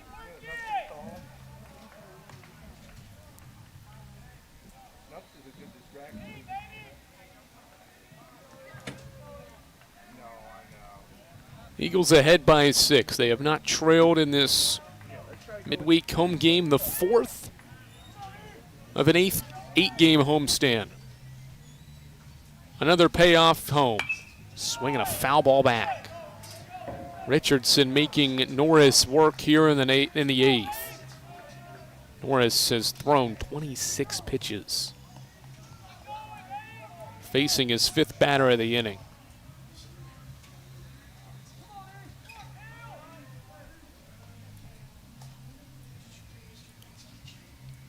Three-two again. Breaking ball called strike 3. 3 punch-outs for Norris in the 8th, all by the curveball. The Eagles have a new season high in strikeouts in a game. Norris strikes out the side of the 8th, and the Eagles blank King for a 3rd consecutive inning. How about the inning from Norris? That curveball looking good. Eagles by 6 as we head to the home half of the 8th. How do you know you're in a community, not just a town? Well, strangers smile as they walk by. They refill your coffee without you asking. And when you ask directions, people offer to walk you there. Communities give more. The way you know when you walk into First Bank that you are in a real community bank. Great products, direct access to your local bankers, and relationships that can last a lifetime. Don't just have an account. Have a community with First Bank. Member FDIC. At InterDigital, we strive to be a leading provider of cutting-edge digital and marketing solutions. At InterDigital, we want to help our clients find success. Our team of technology gurus work together to ensure InterDigital continues to progress forward as technology advances. At InterDigital, we make technology work for you. Visit interdigital.com for IT support, web development, virtual tours, graphic design, internet marketing, mobile app, and film production services. InterDigital, laser focused on your success.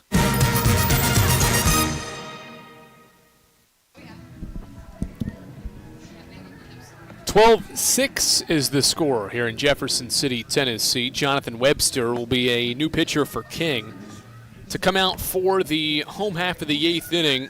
Here on the Eagles Sports Network, King has utilized 6 different pitchers. Jonathan Webster is King's 7th pitcher of the game. Jonathan Webster into the game with Carson-Newman ahead 12-6. Webster is a senior right-hander from Strawberry Plains, Tennessee.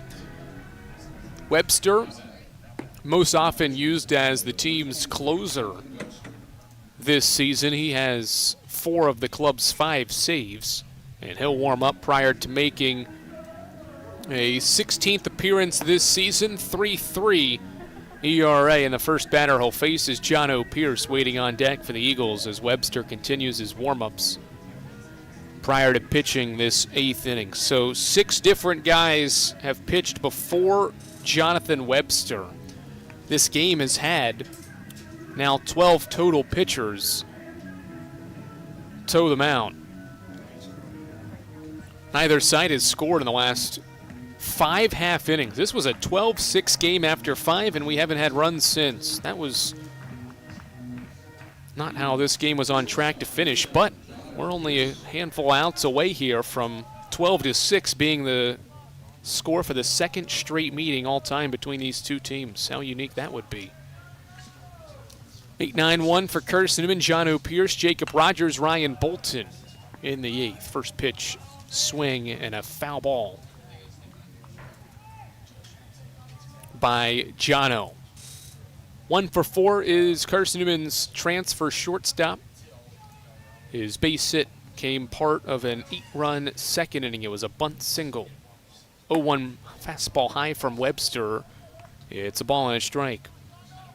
Rogers will grab a bat in Carson-Newman's 9 spot. It'll be his first plate appearance in this game. And then Bolton will get a 3rd at bat off the bench. He's 2 for 2. 1-1 from Webster. Breaking ball stays high and inside. It's 2-1. The Eagles can hold on for victory. It will be win number 20 for this baseball team when it enters the month of April. 2-1 set for Webster. Fastball knee high for strike 2. 2-ball, 2-strike count. If you exclude the COVID-shortened season, Carson-Newman's had 20 or more wins in every season under head coach Tom Griffin, as Pierce is just going to float one softly to third. He was jammed by an inside fastball, and a short, soft pop out is the first out of the 8th.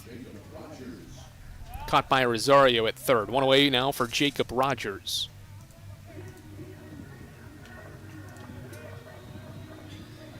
Rogers has quietly put together a nice senior season at the plate. 7 hits this year, 5 RBI, and is hitting .292.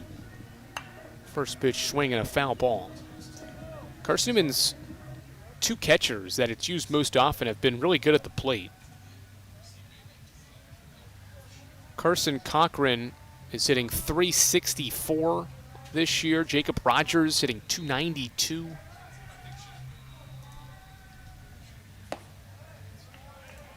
Pitch high and inside to Rogers.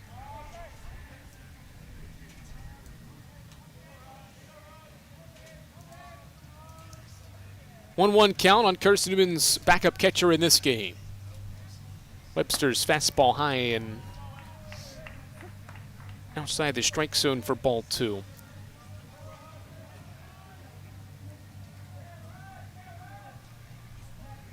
Webster trying to blank this Carson-Newman offense for yet another inning. Eagles have not scored since that 5th. Neither side has scored as Rogers takes another strike, and it's a 2-2 count.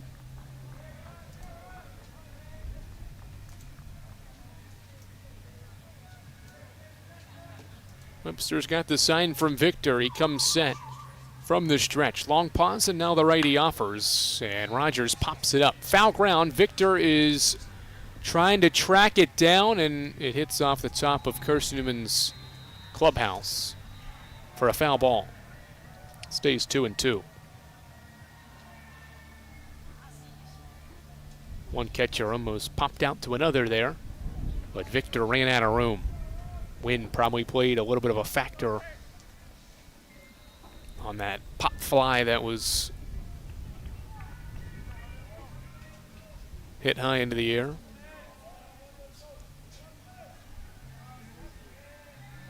Two ball, two strike count. Webster set for another pitch to Rogers. Breaking ball, line sharply to right field. It'll drop in for a base hit. Good piece of hitting by Jacob Rogers. It'll be his 7th hit of the year.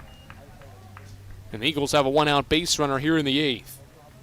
That is Carson-Newman's 12th hit in this game.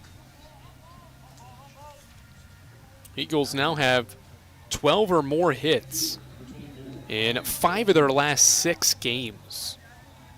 So we've talked about being able to produce 10 or more hit games, but this one has been 12 now to score 12 runs. Bolton's got 2 of them in 2 at-bats and takes a low fastball from Webster for ball 1. Another multi-hit day for Ryan Bolton, and he's done it off the bench. 2 for 2 is the junior from Knoxville.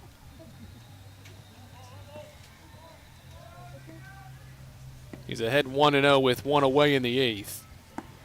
Ball 2 away. Bolton now has 8 career multi-hit games, and his one over the weekend against Newberry was his first this season. His other 7 for his career were all last year, part of his sophomore year. Eagles up 12-6 in the 8th, 1 out. Runner takes off from first. Bolton bounces it to third. Rosario's only play is going to be to first. A one-hop throw into the mid of Reagan. Regan is the second out of the inning. Good thing Rogers was moving on the pitch. No double play there. So Rogers to second on the ground out by Bolton. And there's 2 away, and Kylan Hornbuckle will get a pinch hit at bat.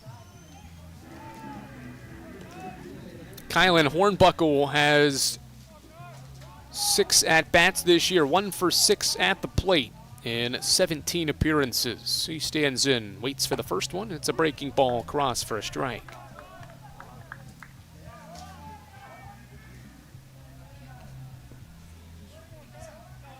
Fourth time Hornbuckle will pinch hit for Carson-Newman this year. He is 0 for 3. Another pinch hitting opportunities. 0-1. Takes a slider outside corner from Jonathan Webster. And it's 0-2. Runner in scoring position for Hornbuckle and the Eagles in the 8th. Trying to give an extra run to work with in the 9th. 0-2 set for Webster. Ball into the turf. We are officially 3 hours into this midweek game. We had 18 runs after 5. We have none since. Identical runs and hits. 6 hits and 6 runs for King. 12 runs and 12 hits for Carson-Newman. 1-2 to Hornbuckle, fouled back. It was a sloppy game early as well. 4 King errors in the first 2 frames. Carson-Newman committed 2 early as well, but these 2 teams have shored some things up defensively. And it helps that these 2 pitching staffs have also settled in. Their bullpens have tossed a combined 5 straight scoreless half innings. Webster trying to make it 6, but Hornbuckle lifts one out toward right. Back goes the right fielder, and falling down and dropping the ball is Meinke.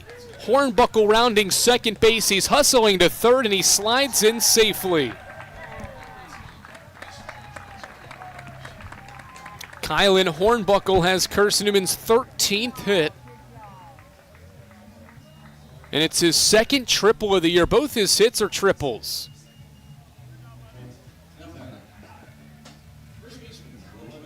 How about Kylan Hornbuckle off the bench? First pinch hit of the year for Kylan. Drives in a run.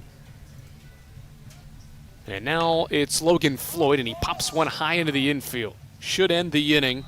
Vidal and Ruiz converge. It's the shortstop, Vidal, ending the frame. But Carson-Newman gets another run on Kylan Hornbuckle's 2nd triple of his season and of his career. He drives in his 3rd career run as well and extends Carson-Newman's lead to 13-6 here on the Eagles Sports Network. Sure, we've been around a while, 171 years to be exact. We know the power of a liberal arts-based Christian education and the tremendous potential of what can be found on this campus, within this community. We are adventurers, dreamers, believers, passionate and compassionate, curious and clever, driven by a common purpose towards a common goal. I found my passion. I found purpose. We are Carson-Newman. What will you find? Domino's Pizza in Jefferson City and Morristown wants to help feed your business. When you're hungry at lunch, show your business card at Domino's in Jefferson City and Morristown when you make your purchase for pickup or delivery to get 25% off the entire order. That's 25% off your order at Domino's in Jeff City and Morristown when you show your business card. Call 865-471-6700 to get a pizza. Domino's, the official pizza of the Carson-Newman Eagles.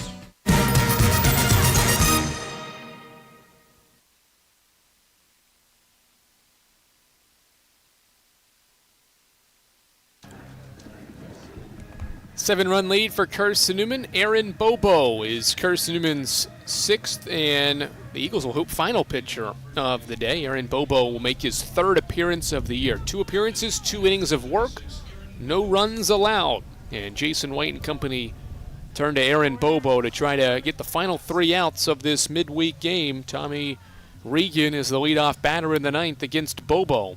First pitch high and inside, a fastball for ball 1. Couple scoreless outings for Bobo to begin his Carson-Newman career. Those were earlier this month as well. Last week at Shorter and the week before against Emory and Henry. Foul ball into the screen for a strike. It's 1-1 on Kings cleanup batter and first baseman Tommy Regan. He's 0 for 3. Couple of strikeouts and a ground out for Kings first baseman. 1-1 pause, and Bobo's pitch is hit high in the air to left. Kylan Hornbuckle's the new left fielder. He goes back to the wall, has no room left, leaps up and makes the catch. We may have to put together a Hornbuckle highlight reel after this one. An 8th inning triple, and now a leaping catch at the wall here in the 9th. Nice play by the junior outfielder for the first out of the 9th. Helps out his pitcher, Bobo. Now the lefty, Victor, with one away. Bobo gets a fly ball. Hornbuckle's after it in foul ground, and it's out of play for strike 1. Pretty balanced effort for Carson-Newman to get these 13 runs on 13 hits. Aiden Gibson and Logan Floyd both have 3-hit, 2 RBI days, while Cole Nathan and Tanner Kilgore also have 2 RBI days. And overall, Carson-Newman has 8 different guys with a base hit. 0-1. Fastball knee high, but inside. 1-1. Eagles 2 outs away from a 20th win this season, and a 12th in the month of March, doubling their win total from February. 2 balls, 1 strike. The count. Eagles went 6-6 in February and are trying to go 12-5 in March and end the month winners of 11 of the last 13. 2-1 offering. Line drive to short. Nice stab at it by Pierce on one hop, and he'll throw to first and get Victor. Victor slams his helmet as he tried to slide in safely to first, head first, but Pierce throws him out. Some great defensive plays from Carson-Newman here in the 9th. The Hornbuckle catch, and now this Pierce snag on one hop. I think Victor was safe. First look at it on the replay. Hard not to reward, though, a nice defensive play. It slowed down for those watching, and maybe Victor got that hand in there. 2 away, this is Logan Janney. Hit a grand slam back in the 5th. That is the last time King has scored. First pitch ball to him. Bobo sets the second one home as an inside fastball for ball 2. The trio of Brock Culpepper, Eli Norris, and now Aaron Bobo trying to blank King for the 4th consecutive inning to close things out here from the Silver Diamond Baseball Complex. 2-0 fastball away, 3-0.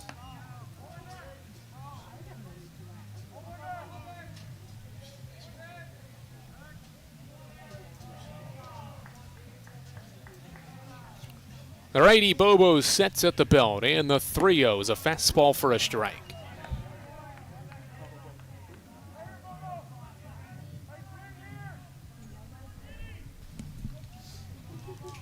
Three-one count. Bobo trying to work from behind here in the ninth with 2 outs on the board, and Janney absolutely clobbers one.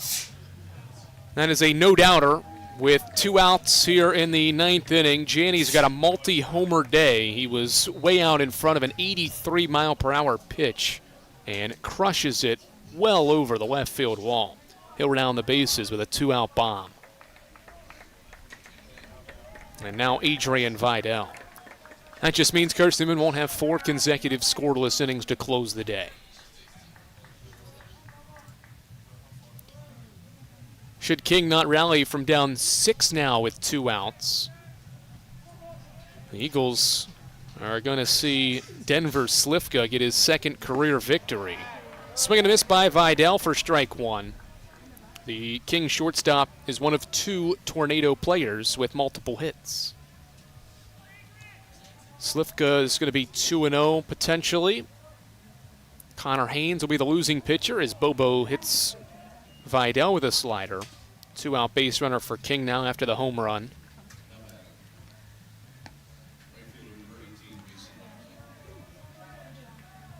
Pinch hitter for King here.